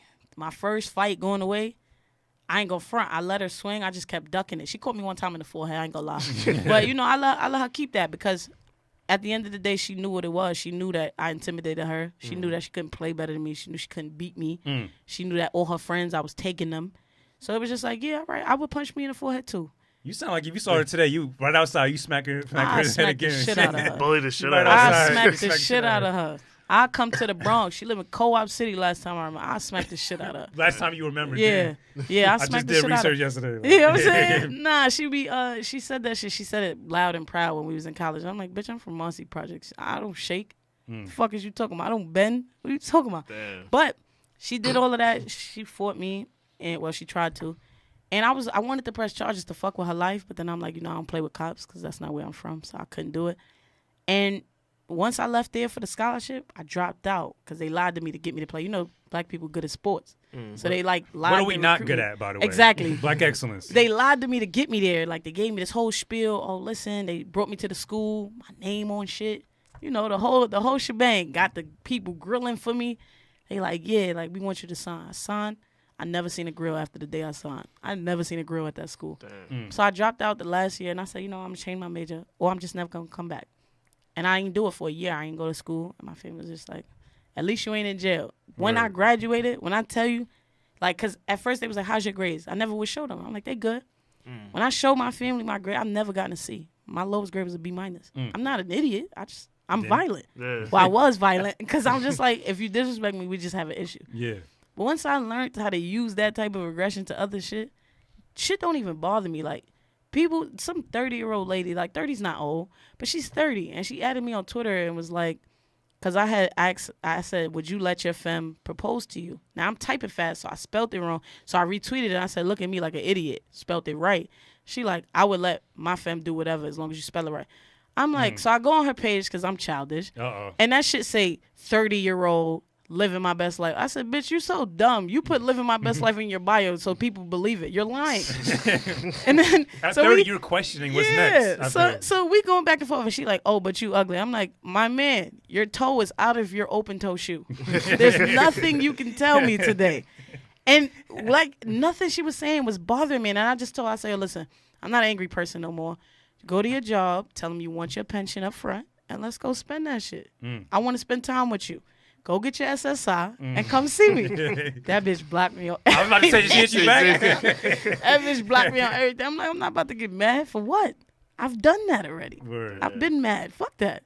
I just got these jokes for you. There you go. Everybody get the jokes. That's a fact. You gotta substitute the anger with something. Yeah, but the shit be true though. Like, I be joking of shit that you already put out there. Like, I'm going through her media. You know, on Twitter, you hit media, you see everything they post. Yeah. I'm going through her shit.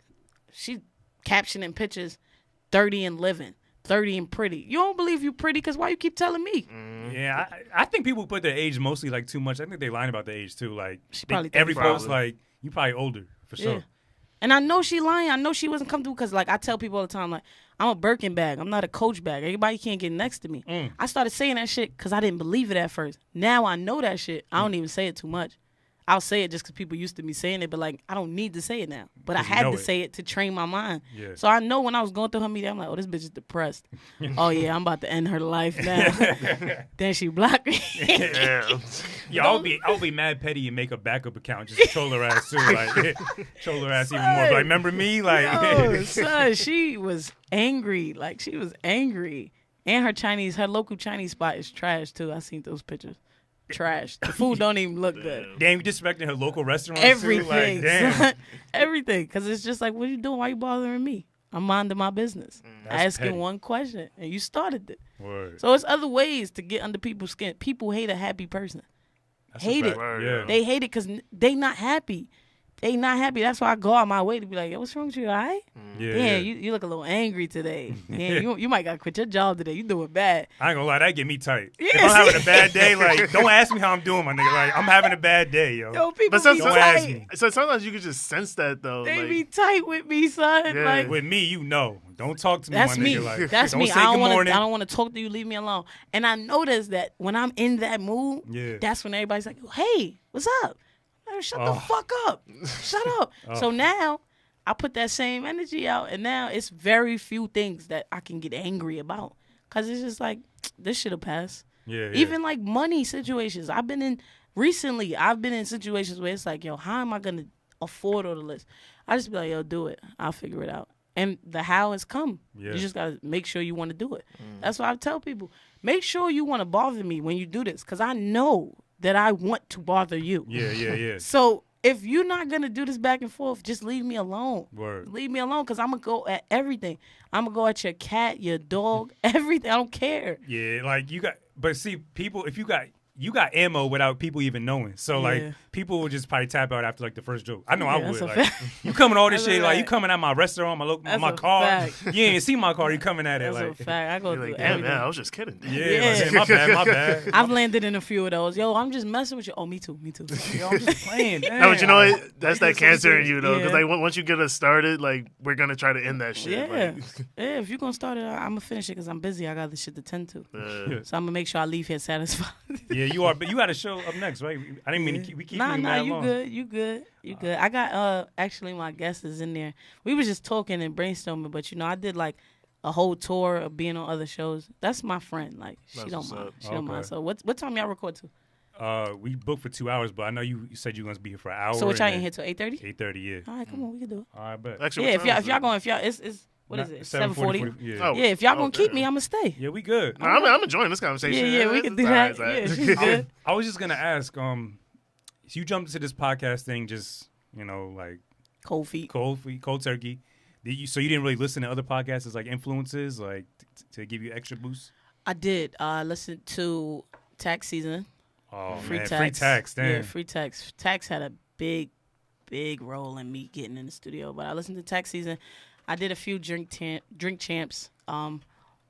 It was Tax Season. I listened to Oprah's podcast too.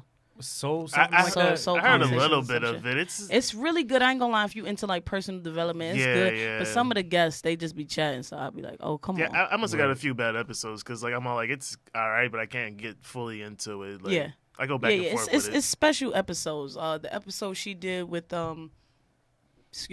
India Ari, where she talks about how like that's crazy. I knew what she talked about until I said that. No, she was talking about how like I had to stop expecting things to just go my way because I'm a good person.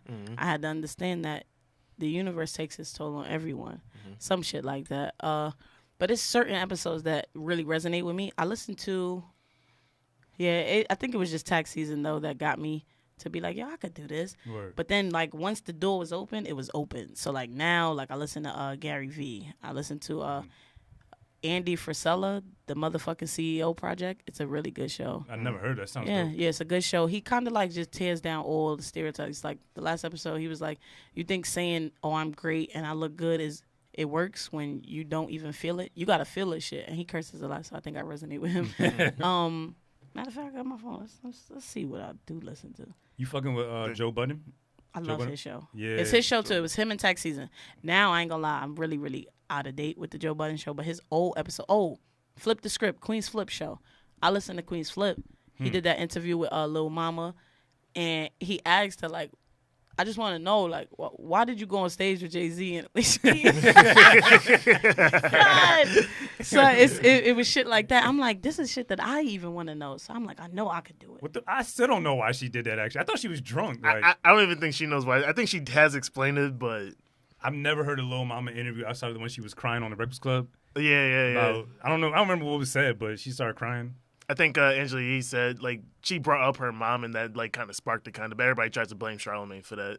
Yo. Nah, but he was OD. No, Yeah, like, he was no, going like on. they were definitely going back and forth, but like just like her mom is dead, so like just when Angela Yee brought up her mom, like not making fun of her, like it just sparked like that. Oh damn, like my mom's dead. So Yeah. I wonder if there's like a limit to how long you could actually make the joke if someone's family member is dead. Like after 10 years, can I make jokes? Like I think Nah. 20 years? Nah. Is this never, I you never think go it that depends far? on how harsh the joke is, but how much that person means to you, probably. Word. So it was Nah, like a you distant can't make cousin. the joke. You can't make the joke. I mean, well, Some It's like people that's can- why I don't even make your mama jokes. I don't, because if somebody come back with me, now I want to fight. yeah. So it's just like Yeah. it's certain shit that you just gotta know. Nah. Yeah, Word. but it all does depend on that person, like because we all got different types of sense of humors, you know. Yeah. So like so some people can joke about it, but it makes them like feel some kind of way, like not make you feel good like that they're dead or something like that. But you know what I mean? Like that's how they kind of vent, kind of. You know. I had a boy joke about like my mom passing, but he knew her too. So like, I just didn't get it. I punched the shit out of that man. I punched him dead. I punched him in his face at the bus stop. I punched him dead in his face. The type of humor I hate most is people who make fun of themselves. It's like, yo, you hate yourself that much that you can make a career off it. Some comedians have done that, plenty of them. Mm-hmm. But I think this is so corny, like just degrading yourself to make other people laugh. Like, I don't know why I'm thinking of Nick Cannon for some reason. He's done that. He kind of does, yeah, but I think he only does it because like everybody kind of gets on him all the time. So. Oh, about Mariah? Yeah. How the fuck he pull Mariah, by the way? How? Nick Cannon gets bitches, yo. I don't want to say bitches like that, but you just said it. I'm trying like not to say it, but anyway, like I don't want to say it like that, but you just said it. Yeah. It's on camera. It's on audio. Yo. Come on, man. You definitely said it. 2018, man. I mean, God knows my heart, but I'm just saying. You don't believe in God. Saying. Now you lying again. Yo, wait, who doesn't believe in God? You don't believe in God. You don't believe in God? I never said I don't believe in God. Who said I don't believe in God? I could have sworn you told me you don't believe in God. I never said I don't believe in God. I said I'm not a religious person. There is a difference. You're right. There's a difference. I'm not religious. I'm spiritual. Yeah, I'm very spiritual. But like I definitely believe like there's some of these women are bitches. This is the truth. You can't just I don't know. This is the truth. I call a bitch, but I call ladies like women. Nobody that's not a bitch takes it offensive. Nobody. That's a fact. Okay. Nobody, because they ain't talking to me. I know what I offer. Fuck that. I guess the way you said it was kind of wild, crazy though. Like, and then you tried to clean it up, sweep it under the rug. I mean, because everyone's sensitive nowadays. Like, just like now, I had to explain myself. Like, but now, you know. But like, what were we talking about? Wait, what was I talking about? You see, you're everything and shit. I don't know. Did y'all hear about the whole Dame Dash and Lee Daniels situation? Yeah, Lee $2 million. What are you about to say? I don't care how cool we are and how much I got it. You're not getting $2 million from me with no guarantee I'm getting it back. Like, I don't care how well we know each other. Yo, first thing is first. Nobody finds it crazy that like he's already asking for that amount of money and shit like that. Like, isn't there like a limit of how much money someone can ask you? Well, like the deal was that the lawyer explained is like Dame was supposed to get 5% of everything Lee made. Okay. So Lee did like 5 seasons of Empire. I don't know if I even still watched that, but Mad Precious. Mm-hmm. Like, so I'm pretty sure that came shit up was hilarious though. You didn't even invite me to Precious. That shit was so funny because I'm just like, bro, you can't fix it now. Yo, they were. Funny thing is, they were at a Diana Ross concert when they were arguing. I know. That's the most wild place to have an argument. Lee was like, "Dame, I know I'm wrong." I'm like, "Oh my god! If you don't lie right now, just lie." Like, and he said, "Take my number down." Like, so you got $2 million from me, and I don't have your number. Like, that's fucked up. Like, that's airhead. I think he knew what he was doing though. Like when it got to a point to come to pay him, like I think he was just like, nah, fuck that. Like, you make all that money like from all these things that you've been doing. Like, you don't have like just $2 million like just to pay your man. It's like, yeah, that's another thing to say about Dame though. He knows how to spot talent because Lee Daniels is a great director. Mm-hmm. Yeah, for all intents and purposes. Mm-hmm. He spotted Jay-Z, Kanye, Word. So he knows how to pick them, but they don't know how to be loyal because $2 million is wild crazy. $2 million. I'm not letting nobody be in the hole that deep. Well, that's crazy. Pause. But I'm not letting $2 million. Precious came out years ago. Yeah, Precious came out years ago. It did. Come on. Yeah. Nah, you had no intention on getting back to me. What I'm confused about is the man who Damon Dash portrays himself to be. How did you let this go on this long? That's a fact, yeah. How? You went on the radio and said you don't respect nobody that works a 9 to 5 or some shit. Yeah. But you let this man owe you $2 million? Precious came out years ago.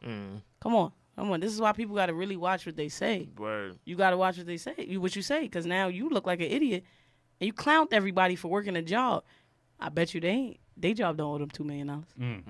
You wildin'. And I feel like he just put out a book, so I feel like he's putting a little extra sauce on his like the drama of it, like yelling at him and dead in his face. Wait, who? Dame Dash? Yeah, that's hilarious. And he's going on. That was mad funny. Yeah, but he's doing mad interviews about it too. So now it's like you're really trying to put a little extra sauce. Yo, he wants his money, yo. He really does. I mean, yeah, I want $2 million too. Like, damn. That's hilarious. Like, I'm never letting it go. Like, yo, you didn't invite me to Precious. Son, that's mad funny because it's not like he can still give you the money. He can't invite you to Precious. I would give. Yeah, he was hurt. Invite Yo. you to Precious now. He like, That's yo, it. Where's my credit at, bro? That's Like, where's my it, money at? son. Shit. That's it. Just get your money and go. He cannot re-invite you. That's that. Like, Let the law take care of it. Don't go on a promo run about that shit. That's so corny to me, man. but that's Dame Dash. That is Dame, yeah. That's Dame Dash. I would love to interview Dame, man. He probably wouldn't let me talk, but He wouldn't. I would definitely want to interview him. Yo, Just don't wear a Rockefeller hat around him. son. Yeah, that's fact. Yeah, no Rockefeller hats around Dame. Why not, man? This man is corny for that. At the end of the day, like it's just like I feel like the whole Rockefeller Dame Dash thing is like disrespecting your ex. Like at one point you wanted to lay with that girl. Yeah. Yeah. You wanted to lay with them. You wanted them around you. You brought them around your friends, your family. Just part ways peacefully. Word. Part ways. That's a nice peacefully. way of putting I it. haven't Yeah, I like always that. done it, but I believe it now. Just part ways peacefully. What are you down in them? Like I never got when dudes be like, "Yo, that bitch is a lame, son," but you dated a lame for 6 years. I hate when girls do that more than anything. Like, oh, he was a lame, but I smashed. Oh, I him. never, Right, I never take that from none of my lady friends. I'm sorry, he's what? I'm sorry, you're a lame. You're lame. Word. Okay, the pussy's lame. You're lying. Okay, because it don't make sense. It's not adding up. If he's a lame, why have you been busting it open for 6 years? Let me ask you something. You probably have more experience in this than me. Is there such thing as bad pussy? I don't think so. Absolutely. I think, and in terms of like He's shaking his head, yeah, too. Exactly. I see in over terms of there. like, but in terms of like a Exactly. man and a woman, like we put in the, it's a mutual effort, but Yeah. we kind of determine how wet she gets and how good it is, right? Right. But I feel it's still gonna feel the same. It's still gonna feel good. So what exactly is bad pussy? Besides smelling and all that. I was going like, to say, smell is a big Nah. issue. Fuck the smell. That's I'm talking about that's the out of feeling. line I'm talking pussy. about the Yeah. feeling. like the smell is out of line pussy. Okay, so you know how you feel when you put your dick in tight pussy? Yeah, It's amazing. facts. Do you feel the same when it doesn't hug you? Does it feel as good when you're not getting that hug? I mean, if she, You really can't put that any other way, yo. Like yeah, I'm like but if she's wet, like it's still like I'm still like. but if she's not hugging you, does it feel the same? And this is not even bad pussy, but I just want to introduce something to you. So when it's not hugging you, it's a different feel. Okay, so now it's already different, right? Now imagine you in and it's like, all right, cool, it's dealable. There's nothing spectacular about it. Yes. And now you get into work. She's not doing no kind of work, right? Or it's like, all right, this ain't working for the both of us. Forget get on top. Get on top is like fighting words to women. Let's just Tell say me about it. let's just say can you turn around? I'm not gonna put it in your butt. Let's just turn around. Nah. Nothing after that. What you mean? Nah. You gonna get it here or you're not gonna get it at all. It's the experience that creates bad pussy. It's more of the experience. Like for me, I just Yeah. was telling somebody like I've been with girls who the pussy was good, but the sex was horrible. Yeah, so that's like a bad sex, but not bad feeling pussy. Like Nah, some people they taste bad. It's your diet. Yeah, You know what I'm yeah, saying? yeah, Like yeah. some people they're what do you call it? I'm trying to be so like careful with this. fuck it, just go. Nah, say Yeah, it, fuck say it. say it, Fuck say it at the end of the day, right? Some people it don't even look like you should be down there. Yeah. So it's like Looking like pastrami and shit, like mad pastrami. you know what I'm saying? So now I'm already physically turned off. Now I'm checking out. Yeah. Then I go down there and you ain't drink a lick of water. You on a Hennessy and chips diet. Now this is bad. You gotta eat your pineapples. Then you know what I'm saying? And then sometimes when cuz women we naturally just secrete all day or whatever. Sometimes it's like then that whiff will hit you. What's that? The pheromones don't match up. Yeah. Yeah. I got you. It's the experience. You package that together, you got a package of bad pussy. That's a package of bad pussy. It's the experience with the physical, you know what I'm saying, with the feeling. I mean, I've been in situations where, and you know, everybody, just because somebody's vagina is not tight don't mean that they're a whore. Yeah. I never believed that. No, I'm lying. Yes, I did for a year. Whatever. It was a bad year. But it was like, that was what was told to me. But that's just not the truth, and I've learned that. But to be honest, like, that whole, like, if you're not going to hug me, at least I should be able to feel something. Yeah. But like when you just go straight in and it feel like you just walked into an auditorium, it's just like, oh man. I said that like I have a penis, but listen, there's other ways, and that's just weird. But you know, you pick your favorite trash can and you flourish. I'm just glad I've never had a chance to experience bad sex or bad pussy. That's good. But bad sex is curious. The worst, son. I had bad sex with a woman that I had lusted for mad long. So she was everything you wanted except for everything I ever wanted, son. Oh. Except for good sex. That's like meeting your idol. But she tasted amazing. That shit was whack though. That shit was whack. Like I was just like, yo, are you bored? Cause I'm bored. like I should never be bored in the middle of sex. Yeah. That shit was whack. And I was tight. I'm like, you know how long I wanted to sleep with you? Like, I want all my time invested back. Can't give me that. I don't want to talk. That's it.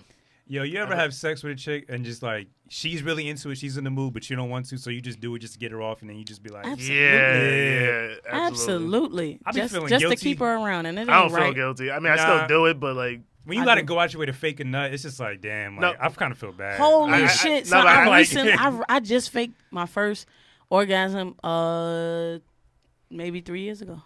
And I loved that girl, son, but it wasn't happening. Damn. Nah, and I needed her to move, so I did it.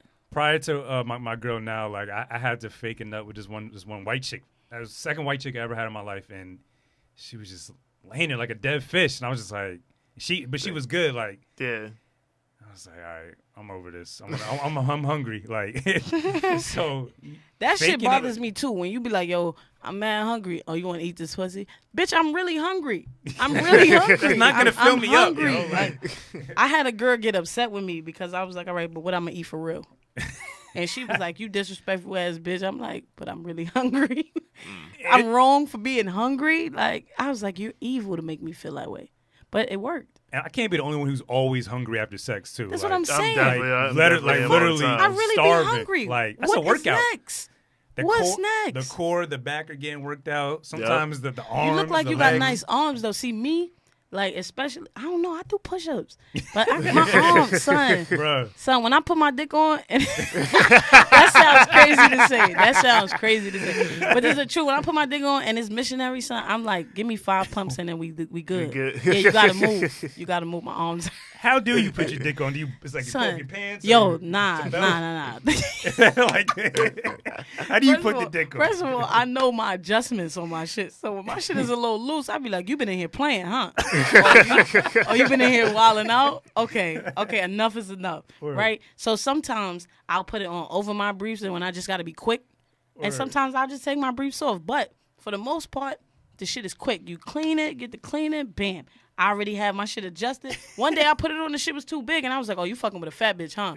And, you know, no disrespect to bigger people, but I was mad because I was like, you the only one that been in here. What are you doing? Word. And then I'm like, that's nasty. You had somebody in my kingdom. And she was like, you a real idiot. Like, I just watched the whole host. I was like, oh, all right, cool. But, like, I have it set because sometimes you just never know. You just got to be quick and get in and get out. So, you know, I literally just jump in and jump out of that shit. You know? And it's perfect, too. It's perfect. Because sometimes I be wanting to, like, just roll over and go to bed. Yeah. So, like, I'll just slide out of it real nice and just roll my ass over. And, like, she'd be like, yo, you up? I'd be like, but I just be tired. How did you know, like, that was the dick you wanted to own? Like, was it the size Facts, of it? right? So, look, I ain't gonna lie. This ain't the one that I want. I ain't gonna lie. You know what I'm saying? When the Lord bless you, you got to just take that. Word. I used to work at the Museum of Sex. And my birthday, my birthday is like 2 days before my old manager's, and he gave it to me. But it's not bad. I made sure, like, listen, I'm black. I can't have no white cock. Can't do it. Girls ain't gonna like me. So, you know, we made sure that it was a good fit. And then I was like, it's perfect. Let's do it. But I do need to fix it. I need to size up. You ever had bad head? Yes. No. I'm blessed. No. That's just depressing. No, but I did have one girl. She almost bit me though, and I was like, you know what? Like, I fight. You might not want to do that. This is not the way to start a fight because you the one that got to leave. Bruh. So I had that. I had a girl. She tried to like put her finger in me, and the bitch had nails, and I said, what are you doing? She like, yo, I'm telling you, it's not gonna hurt. I said, but the way I'm a backhand you is gonna hurt. Like, don't play with me. One girl tried to like lick my booty hole, and I was like, I'm sorry. Like, get out. That ended the whole thing. Get out. And everybody tell me, hey, you bugging for that? I'm cool. I'll be bugging, but because I don't don't do it. Because then if you turn around and put your butt up, I'm gonna leave. So like, don't do it to me. Because then you're gonna try to hold it over my head. But I eat your butt. Don't eat my butt because I ain't gonna eat yours. I'm good. But she can never talk shit about you though. Ever. Yeah. You tried to lick my booty hole. Yeah, pretty much. Yeah, she tried that one day though. She tried to down my name, and I just give her this look. I'm like, you really want to do this? You want to do this? Right and she'd be like, you dumb, whatever. I'm a big Girls farter, know. so I'm gonna pray for any girl who ever tries to do that, because Son. I fart all the time, even during sex, like I can't help it, like just listen to an echo and shit. It gets hectic. Y'all ever you let your girl lick your toes and all that? Fuck no. Nah, she's psycho, yo. I mean, I do that to my girl, but like if she no, You know, if she eat my toes and shit, I'd be like, what the? You like my feet? you niggas with foot fetishes that really need help, yo. Y'all got issues for real. Nah, like Wow. it's something about feet. Like what about it? Tell me. No, I think what it is for me. No, for me personally, if I see that a girl has nice feet, like she has to take good care of herself because like it's just. It starts at the bottom. It starts at the bottom and shit like that. I don't know, like just Starts like at the bottom. like it's just like it's just like what Wax says, like yo, good toes. Like I understand it, good toes. So would you let your girl like jerk you off with her feet, like on some weird shit like that? If we're having fun, I mean, I guess yeah. Like I mean, it sounds fun, but at the same Who time, are you, yo? I mean, you got to mix it up sometimes to have fun. Like I could be serious, but at the same time, like I could have fun. I got you, but okay, if the pedicure is right, maybe I'll admire it. Be like, oh, I see that, but you're not putting those feet near my dick. You're not putting those feet in my mouth. You wouldn't put toes on your dick? Oh, you're not gonna let your girl beat you off with her toes? Nah, I feel like that would hurt cool. too. All right, cool. I mean, as long I feel like that would hurt. as long as she clip her toenails. Or like on some Jurassic Park shit, some crazy ass toenails. So when y'all see women, like I know you can't, but when you see women, you don't look at their feet. Like when they feet be out, it's the weather time. The weather for that, they feet be out. You don't look at their feet and be like, oh, I would definitely lick your toes. Honestly, like if I'm a sick bastard, I ain't gonna lie. You look, I look at your feet anyway because I'm into sneakers, so I'll know if I want to talk to a person. Yeah. By what they wearing on their feet, but like I get weather that. nice. I be looking at girls and I look down. Oh, they nice, and you got the white nail polish. What's your name? I'm more like What's your nails than like toenails, like and all that, and feet. I give you that. Yeah. Like, a nice manicure, that's a turn on for me for sure. I think for me, like it's mostly like I mean, I do look at the toes too if they have them out, but like legs kind of draw me in too. You know, if you've got real nice legs, it just catches my attention. And like I'm just like, oh shit, okay. See, look, like I ain't never even think about that. I don't even look at girls' legs, so I got great legs. Yeah. I look at my own. I look at my own legs. That's the most humble shit, but at the same time, like I look at my own legs. Humble I look at macaque women's feet though. I look at women's feet.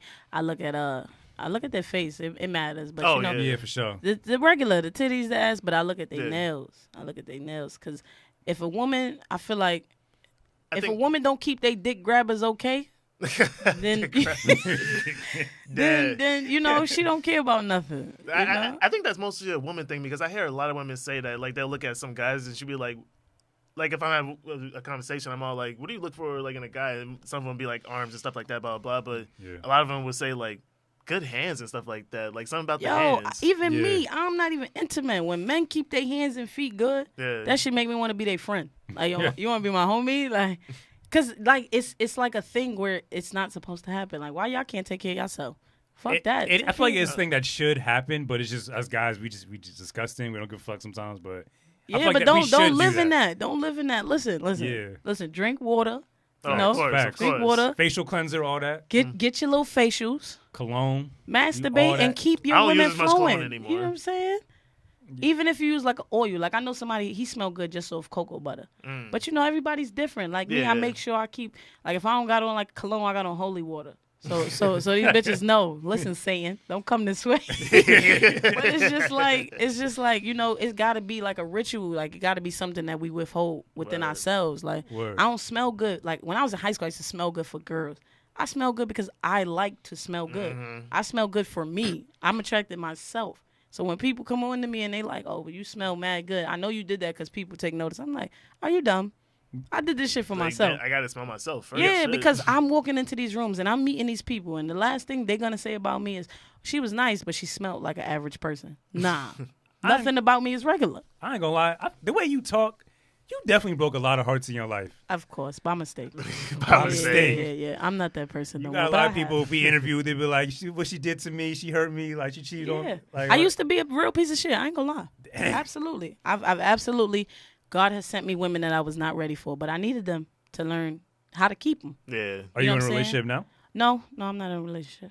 Just flowing. Yeah. Wait, that kind of sounded like I'm in one, but I don't want to claim it. Nah, I would never. She's not listening to this. I would never. Nah, if I'm in a relationship, you're gonna know about it. Right. I'm not. I've been single for 4 years. Yeah, I've been single for 4 years. The job is getting done though. No, I just playing. I just playing. Are you looking to like get in a relationship now? Like I'm not actually. Am I looking with you? Yeah. Nah. Am I looking to get in a relationship? I wouldn't say that I'm looking because I feel like when you look, the wrong thing will shine. Mm-hmm. I'm open to it. Because open. You said on the podcast with Brianna that you would like to have what they have a business partner, but a relationship. Yeah, because I love my business. So if I could share that with my wife, of course.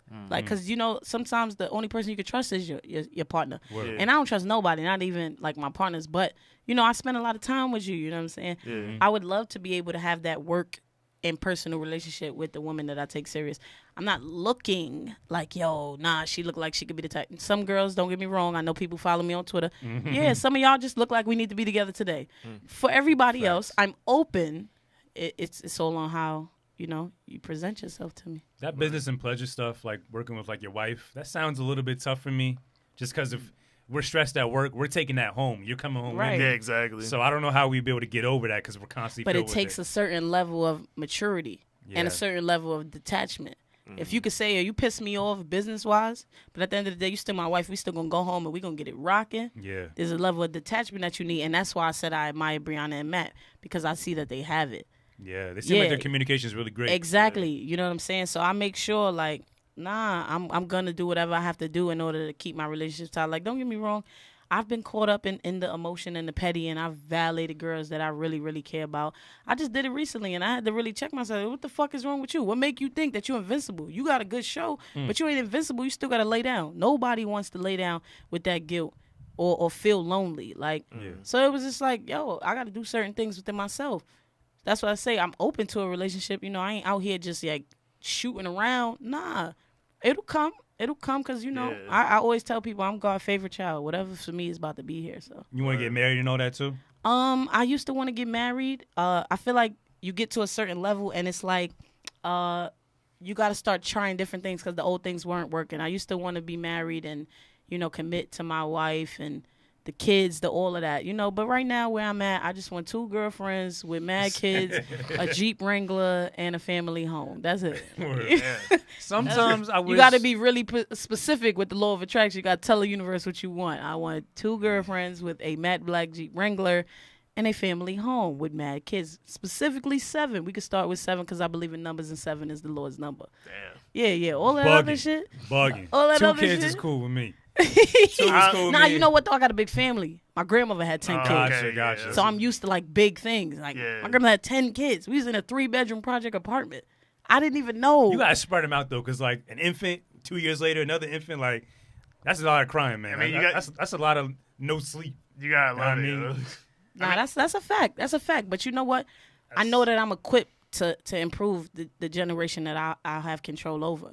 I know that my kids, they're gonna make a difference. Like I personally may not change anything, but I know that from talking to me, somebody gonna go out there and do something. So it's like I'm gonna give my kids the same chance. Hell yeah, it's mad at them. All of them is innovative. All of them is creative. You know what I'm saying? Like I'm not worried about it, and I know financially I'm set. Yeah. You know what I'm saying? Like I've already paid it forward. So it's just like, the universe is catching up. Reality is catching up. So I ain't worried about none of that. But, my 2 girlfriends, where y'all at? Yo, if you're listening, at her. Good looking Lee. Yeah, try to find her. Facts. You got to just catch me too. And that's how I be telling people, like, stop sliding in my DMs with the dumb shit. What type of chicks do you even like? Like, yo, it's crazy. I don't really have a real type. Okay. If I like you, I like you. But this is a trend nowadays where, dumbing yourself down is cool. I can't stand it. Yeah. If you're intelligent, be intelligent. Don't feel like you can't use your vocabulary just because your friends don't know these words. Yeah. If you come to me and tell me, oh, I want to conversate, you're automatically disqualified because they made that a word because y'all couldn't say converse. I don't like it. I can't stand it. Like, I'm really a fan of, like, just going your own way. If everybody's going right and you want to go left, do that shit. Yeah. It's shit like that. Please know how to cook because I don't. I don't. Can't take out every night. Yeah, you know what I'm saying? I'm sick of it. But, you know, a real family-oriented woman. Because, yeah, like, I have a big family, but, you know, when you lose the rock, everything just falls apart. Yeah. So I have a big family, but we're not as tight as we should be. So, you know, I've always from young said, when I have my own family, I'm going to make sure that can't nothing mess up our tight-knitness. You know what I'm saying? If that's a word. Nobody can fuck it up. So I've always wanted the chance to do it right. Like, even like my dad, he lived across the street from me. I lived on one side of the projects. He lived on the other side. My dad never even came to check on me.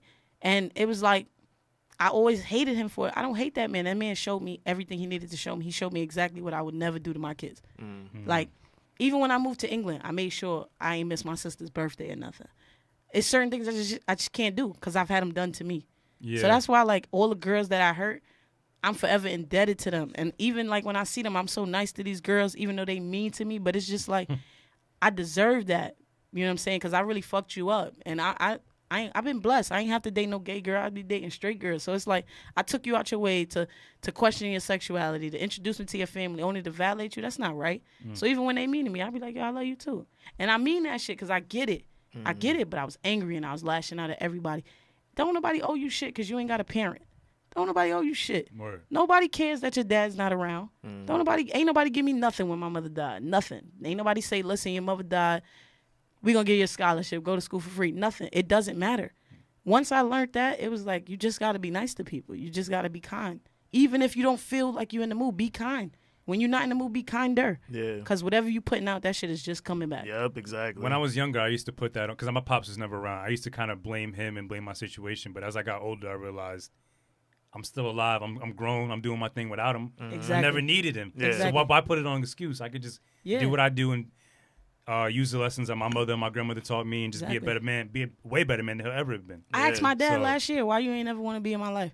He said, you ain't never called me. I said, you idiot. It was a fucking, I said, it's a Fisher-Price phone I had when I was a kid, dumbass. How the fuck I was supposed to call you? He said, I ain't know if you wanted me in life. I said, you ever known a kid to just be born and say, I don't want a father? And he was like, so what we do now? I said, oh, we don't do anything. We do exactly what we've been doing. You don't know me, I don't know you, but I just always wanted to know. And I didn't want anything, God forbid, to happen to you, and I never got the chance to ask. I just wanted to know if you did have a reason. So now that I know you don't have one, we can continue to do what we were doing. I don't hate you, though, and I want you to know that, because I did. My dad always thought, like, yo, I know you hate me, and I used to be like, hell yeah, I do. Yeah. I don't hate that man. I wish that man nothing but the best. When I was fat, I used to be fat. My father looked just like me when I was fat. So it's like, I don't hate you, but, you know, you taught me a lot by not doing anything. You taught me a lot, because now I know, like, when people depend on me, I go out my way to make sure I deliver, because I don't want to be my dad. And once you change your perspective from, yo, I won't be like this, I won't be like that, and just say, yo, this is who I am, it's better. Because I used to be like, I'm never going to be my dad. I'm never going to be my dad.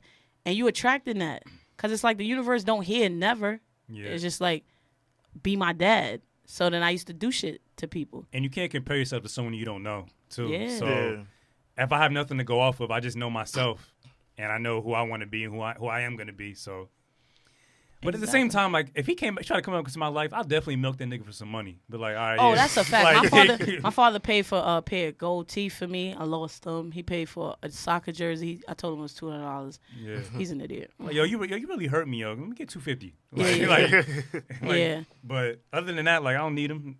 I'm good. Yeah. We good. Yeah. Once you let all that anger go, that's why I always tell people on Twitter, drink water, masturbate, and get that anger out you. Just do what you got to do. Because you don't need to be carrying this damn anger. It ain't attractive. Nah. That's why everybody tell me, yo, you look different. You know, you look, man, it's because the anger's gone. Because I've been looking like this. You know, I lost a lot of weight. My skin cleared up, but I've been this person. I was angry. Yeah, I was angry. I ain't angry no more. That's why I think that's why people gravitate towards the show, because the show, I just started just putting all that anger aside and just getting to know other people. But I'm pretty sure you turn up when there's something you're passionate about that gets you angry, like any of this Trump shit or anything like that. Absolutely. I get hood whenever I need to. I've had people, some guy on 42nd was screaming like, "Yeah, get the blacks and the immigrants out of here." And like he said that shit next to me, and I was like, "Yo, you sound dumb." And he was like, "Don't fucking talk to me." And I know he wanted to call me a nigga, so I said, "Gotta say it, I dare you." And he wouldn't say it. And he was with a woman, and she was like, "Don't threaten him. This ain't your country." And I told her, I said, respectfully, if he say it, I'm fucking you up. Just tell him to say it. And she was not having it. I love how white people say like it's not our country, but it's not yours either. Like this is stolen land. Like y'all stole this land. Like white people say anything. They'll say anything to throw you off. I'm jaded by my experiences. I don't hate all white people, but the ones I do hate, like I really hate y'all. Like honestly, like I'm definitely jaded by my experiences. Though. Nah, it's a balance thing. You got to know when to get crazy and when not to. You know what I'm saying? I had to learn that. It took me a long time.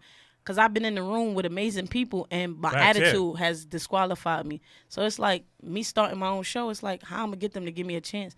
I just had to start curving it. Just like, nah, I can't be wilding. But I done went home and beat up a few things like my pillows and shit. But I guess I'm too honest for my own good because I have to express like when people of not my skin color do some fuck shit. So like I just come off sometimes that I do hate all white people, but I definitely don't. I just have met so many bad ones, and I still work with some currently. It just makes me really jaded, and Trump and all this other shit. Like it just bums me out, and it gets me pissed at the same time. So. This is how you got to look at it though. If other people were as jaded towards like black men as you are to white people, would you be okay? You wouldn't like that. Yeah, no. You know what I'm saying? So it's just like we just got to appreciate the good white ones that we have. That's a fact, because we have a lot of allies, and I definitely appreciate them for sure. And shit, Brianna and Matt gave us this opportunity. Exactly. Right. You know what I'm saying? So there's good white people out there. That's a fact. You know, and for all the bad ones, they getting taken care of. It ain't nothing we really got to do. I wish we could just figure out troll them. Just troll them. We got to figure out how to get to Mars already, and you just put those bad ones there. Oh god. And just leave them there. Let them have it. Yeah. Yeah, nah, just troll them. That's it. Shit. Yo, we got a holiday coming up, yo. 4th of July, right? Yeah. It's Wednesday. I don't know why it doesn't feel like it, kind of. You know, you get a certain because it's usually on the like weekend. You're going to cookouts and shit. It's a weekday. Yeah. I got to work, actually. I'm about to say, y'all got anything planned? Like, hell no. You work? You probably going to be here, right, or not? Hell no, I don't work on Wednesdays. Yeah. What It's amazing. doing? What am I doing? You know what? I might just be off for edible and drinking. That's that. Hey, you know that's good too. 4th of July ain't do shit for me. You know? Hey. See some fireworks. I just appreciate the day off from work and shit. See? I mean, you just gonna stay at home or something? Nah, I'm probably gonna be at a few barbecues and stuff like that. In my night, probably. I might watch fireworks. I don't know. Like, actually, people that's really close to me, because they sell fireworks out in New Jersey now, which is really weird to me. What? Yeah. They do, yeah. Like at Walmart and shit. At Walmart and shit. I was like, yo, this gotta be a setup or some shit. Because isn't it illegal here? But I think not in Jersey. Well, no, certain fireworks are like just some shit. Some people. Wait, it is illegal in Jersey? I thought it wasn't illegal in Jersey. I don't think so. Like certain ones. Oh, like the really but you know what? Ones, you know what? They really trying to stop it though, because a lot of veterans are getting homes. And veterans, like, it fucks with them because, you know, they come back with PTSD, paranoia and all that, yeah. But I think we're getting at the same time, too. Like, I think we're starting to say fuck it to certain things because, you know, they're starting to legalize, like, weed now in a lot of states and stuff like that. And there's probably doing the same thing for, like, fireworks and stuff. They got to be careful with that, though. They're going to legalize weed. Now they want control of it. So who knows what they're going to be putting in shit. Exactly, you know exactly. They're going to be regulated. I'm still going to be getting shit off the books, okay? Because no, I don't trust them. Yeah? I don't trust them. And then if it's legal, they're not going to give you the shit that make you feel right. They're going to give you that weak shit. They're going to give you grass from the projects. I'm okay. They're going to be putting all that chemical shit in I feel like I would trust it more on the West Coast than the East Coast. I don't know why, but I just feel like the East Coast is a little bit more shadier with their weed and just anything, like, I don't know. I heard they sell sparklers in Dollar Tree. We moving up. Sparklers in Dollar Tree's damn, yo. I heard they sell sparklers in Dollar Tree. Nah, I'm going in the club with my own sparklers. I'm pretty sure you'll be able to pull a bottle girl and get a few sparklers from me. That's it. I'm going to be like, listen, baby girl, I got my own. Go put this in one of them empty bottles and bring it. It's funny, like when I was in the Walmart parking lot and I saw that big tent and it said TNT fireworks, and then I saw a cop over there. I was like, yo, this gotta be some kind of setup, man. Like as soon as I drive away, they're gonna pull my ass over and be like, oh, what's going on, sir? What you got in the back seat right there? Oh, that's illegal right here. Like and that's some shit that they would clever do. too. Yeah, that's a good. That's what I'm saying. You might just told them a good idea. Yeah, you just snitched on yourself. Like they gonna come for you now. No, I didn't buy anything, so I ain't got nothing. Yeah, no. I mean, I'm not saying I ain't gonna be around it, but hey, I ain't buy shit. You don't know who's listening. Yo, to did this. y'all see those pictures on Twitter? This white girl she took her graduation pictures of college pictures with her gun, and she says it's her right to carry a gun and she should be able to be armed on campus. Yeah, with her little boyfriend and shit, like Yeah, promoting shit. But like, yeah. But she was doing that right after like the school, like most recent Exactly, school shooting. So exactly. She getting a lot of backlash right now. Somebody just sent me her page again. I'm like, leave me alone. Like, how do you feel I'm about not gonna guns? light this up.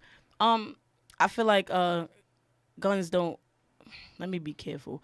It's not guns don't kill people. People kill people. But I think that the fact that we don't go really hard to kind of control where you can get guns is what's killing us. Because like I can't get fireworks in New York. I can't get fireworks. It's illegal. I could go to jail if I'm seen with fireworks. But look how many guns is out here. Word. Look how many guns is out here. And it's like, I get it, you know, sometimes you just don't know people have guns, but what are we doing to prevent certain things? What precautions are we taking? Like, when I was in school in North Carolina, they sell guns at Walmart. All you needed was your ID. All you needed was your ID. That's fucked. As long as you was above 18, you could buy a gun. Why is that so cool? I think they should push the age up, or maybe I don't even know. This is what I'm saying, because it's I like, don't even know. Like, what about all the responsible gun holders? Yeah. You know what I'm saying? What Yeah. about them? What about the people who actually shoot guns because, you know, it's an activity at a gun range and they enjoy the dissectomy or the anatomy of guns? You know what I'm saying? What about them? And everybody's not ignorant to go shooting at other people. It is, from what I understand, all right. You know what I'm saying? To bear arms, I guess that's what. Yeah, you have the that's right to what- bear arms, but But at the same time, we gotta do something to fine tune that, because people are taking it and they running with it. literally, Now, there's like that, when I saw that picture of that girl, I'm like, because she said it's my right to bear arms. I should be able to bear arms on campus, and I'm just like, but what about the other kids that go there? What yeah. about them? What about the kids that you may not agree with, and you've made that very vocal, and now they feel intimidated because they know you to bear arms. And there was just a shooting in Maryland at that news station. Yeah, Like, so it's just like, what do we? how do you It's stop? hard. And I feel like can't like I don't know if it's easy for them, but can't some veterans like bring home guns, like a service pistol or something like that? I don't know. Can't I don't they bring home guns? too? I think I don't know if they could bring their actual gun. If they bought one, of course they can. Like it's easier for them to get guns. I don't know, because I use them as an example because they could go through PTSD and stuff like that, paranoia and yeah. stuff like that. So that may cause them to use a gun at times. Yeah. Like, who knows? On 4th Yeah. of July, they hear all this shit and they grab their gun. They You don't know, violate. so You know what I'm saying? I don't know what the gun problem is. Like, I don't. it's That's what I'm stressful. saying. I don't know what have to a do. solution, but I know that we need one. Yeah. You know what I'm saying? And- I did the whole gun march in D.C., but it was like, and it was mad white people, and I had to let people know because they was like, you know, is gun reform more important than Black lives? And I'm just like, I ain't marching. Don't get me wrong. Rest in peace to everybody that, you know, passed away in them school shootings and shit. Yeah. And I was marching for them too, but I was marching not because white lives meant more to me. I was marching because of all the Black lives we lost. It wasn't like everybody was like, well, nobody cared about guns until white kids started getting shot. And I don't believe that is true. Nah, I believe this has been going on. Yeah, Like, I believe it got bigger because white people started dying. Because, you know, I can't take that away from them. They're a little bit more organized and they have more of an ear. People don't listen to us off the back. not even about people who got killed. It's the shooter too. The shooters are mostly white. If it was a black shooter or a brown colored Yeah. shooter, it'd be all. It wouldn't stop. We'd be But hearing if about it right it was now. a black shooter, the headlines would just be different. It would be It different. wouldn't Yep. be trouble boy gets bullied Yeah, and that's what I'm starts saying. shooting. Like, yeah. It would be criminal gets caught shooting up school. Like, Fucking so it's shit like aspiring that. rapper or Yeah, something, like, like, so yeah. that's why when I was out there and everybody was asking me that, I'm like, respectfully, you know, y'all holding it down for white people. And I'm going to hold it down for black people because y'all ain't the only ones that's getting killed. You know what I'm saying? How Yeah. about y'all got mad cops here? How about now my anxiety is fucking up because cops kill black people. So it's just like, I hate when people were saying that shit like, oh, gun reform is more important than Black lives. I'm just like, what? What are you talking about? People just How? lack empathy at the end of the day. Like, there's- Everybody want to be a victim. Yeah, like there's no empathy. Like, so I feel like they planted a seed to get us in this confusion, this constant confusion of not finding a solution because it's so fucked up at this point. But I just pray that shit works out. That's all you could do. You just got to pray and make sure that you take care of your hut. But You you know got to what be I'm saying? active too to try to figure out a Oh, of solution. You got to be course. involved. Absolutely. You got to be aware. I think that's where we are right now, like with the whole gun thing. Like everybody's kind of waiting for somebody else to have a solution and stuff like that. You Yeah. know? That's why I try not to even really touch on it because I'm like, I ain't come up with one yet. Yeah, exactly. But I hold myself accountable. I hold myself responsible. Like, I should I should definitely innovate and find a solution. And that was actually a question you asked me too. You was like, "Do you have any like suggestions?" And I'm like, "I honestly don't know. Like it keeps happening over and over. Like like what we're doing right now, like this podcast, like our shows, like we need to just constantly bring these topics up and just spread this awareness and get people involved. And people, at the end of the day, people got to vote too. Like people feel like your votes don't matter, but come November, like if you don't want Trump back in there, if you don't want all these assholes in there, like you got to vote, you got to be involved because shit's gonna continue getting worse. I mean, it still may get worse if you don't vote. Yeah, but you got to be involved. You got to be active in your community.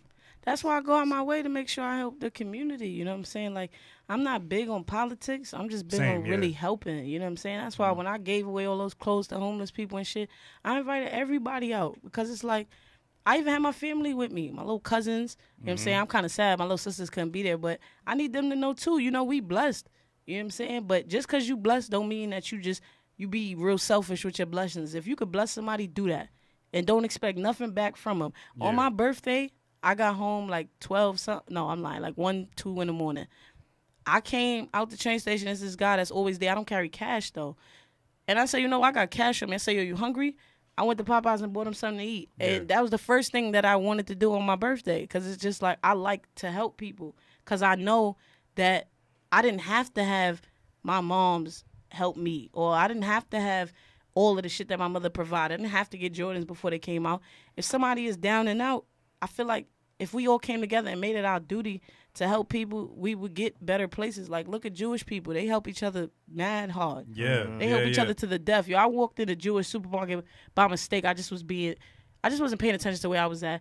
And they was all staring at me. They didn't say nothing, but they was all staring at me to the point where I was like, oh, my fault. I don't even belong in here. And walked out. If we was to help each other the way they help each other, I think we would just be so much better off. Because what do you get out of not helping? Like, I feel especially as black men, we really have the ego type thing. Like we feel like a certain way trying to reach back down to her. Like especially New Yorkers. We too cool. Oh, that's a fact. Yeah, we too cool. Yeah, too cool and too cocky about it. Like if we just disregard that and just be a real man about it and just reach back, shit will really change. Yeah. But that's why y'all got your show. That's why I got my show. Is y'all sparking change? Yeah, you know what I'm saying. I like to think so. I want to. Yeah. That's the goal. Do you feel a change within yourself? Has the show helped you grow? Yeah. So then you sparked the change. Then you sparked it. Yeah. It got to start somewhere. Yeah. It started with you. We don't know who listening. That it was like, oh shit, that just clicked. I get that a lot. Like, yo, Lee, you really helped me, and I'm just like, helped you how? Like, I'm just trying to help myself right now. I don't even know how I'm going to do it. So it's just like, as long as you feel like you growing, you sparking something. Someone just told me yesterday this inspired them to start a YouTube channel, and I was like, what?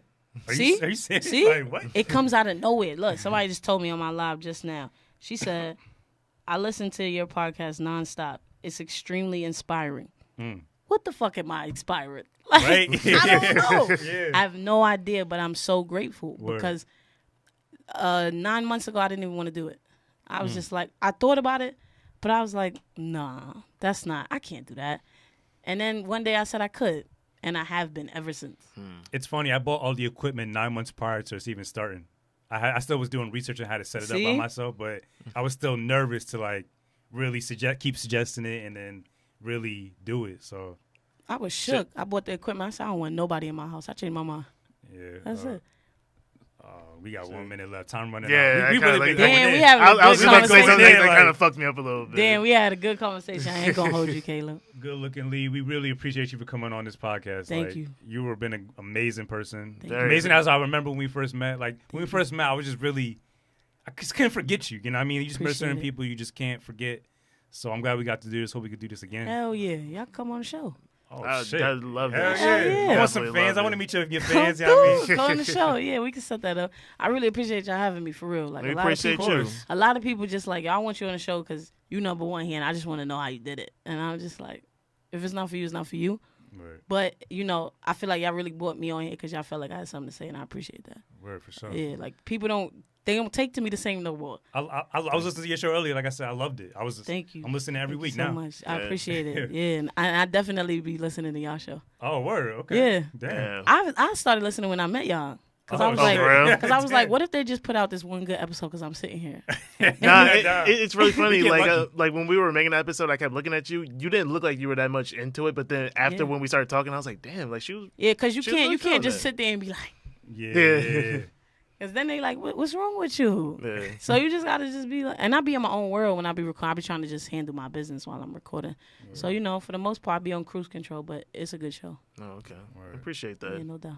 This was the Introverted Intuition Podcast. Thank you for listening. Peace. Appreciate y'all.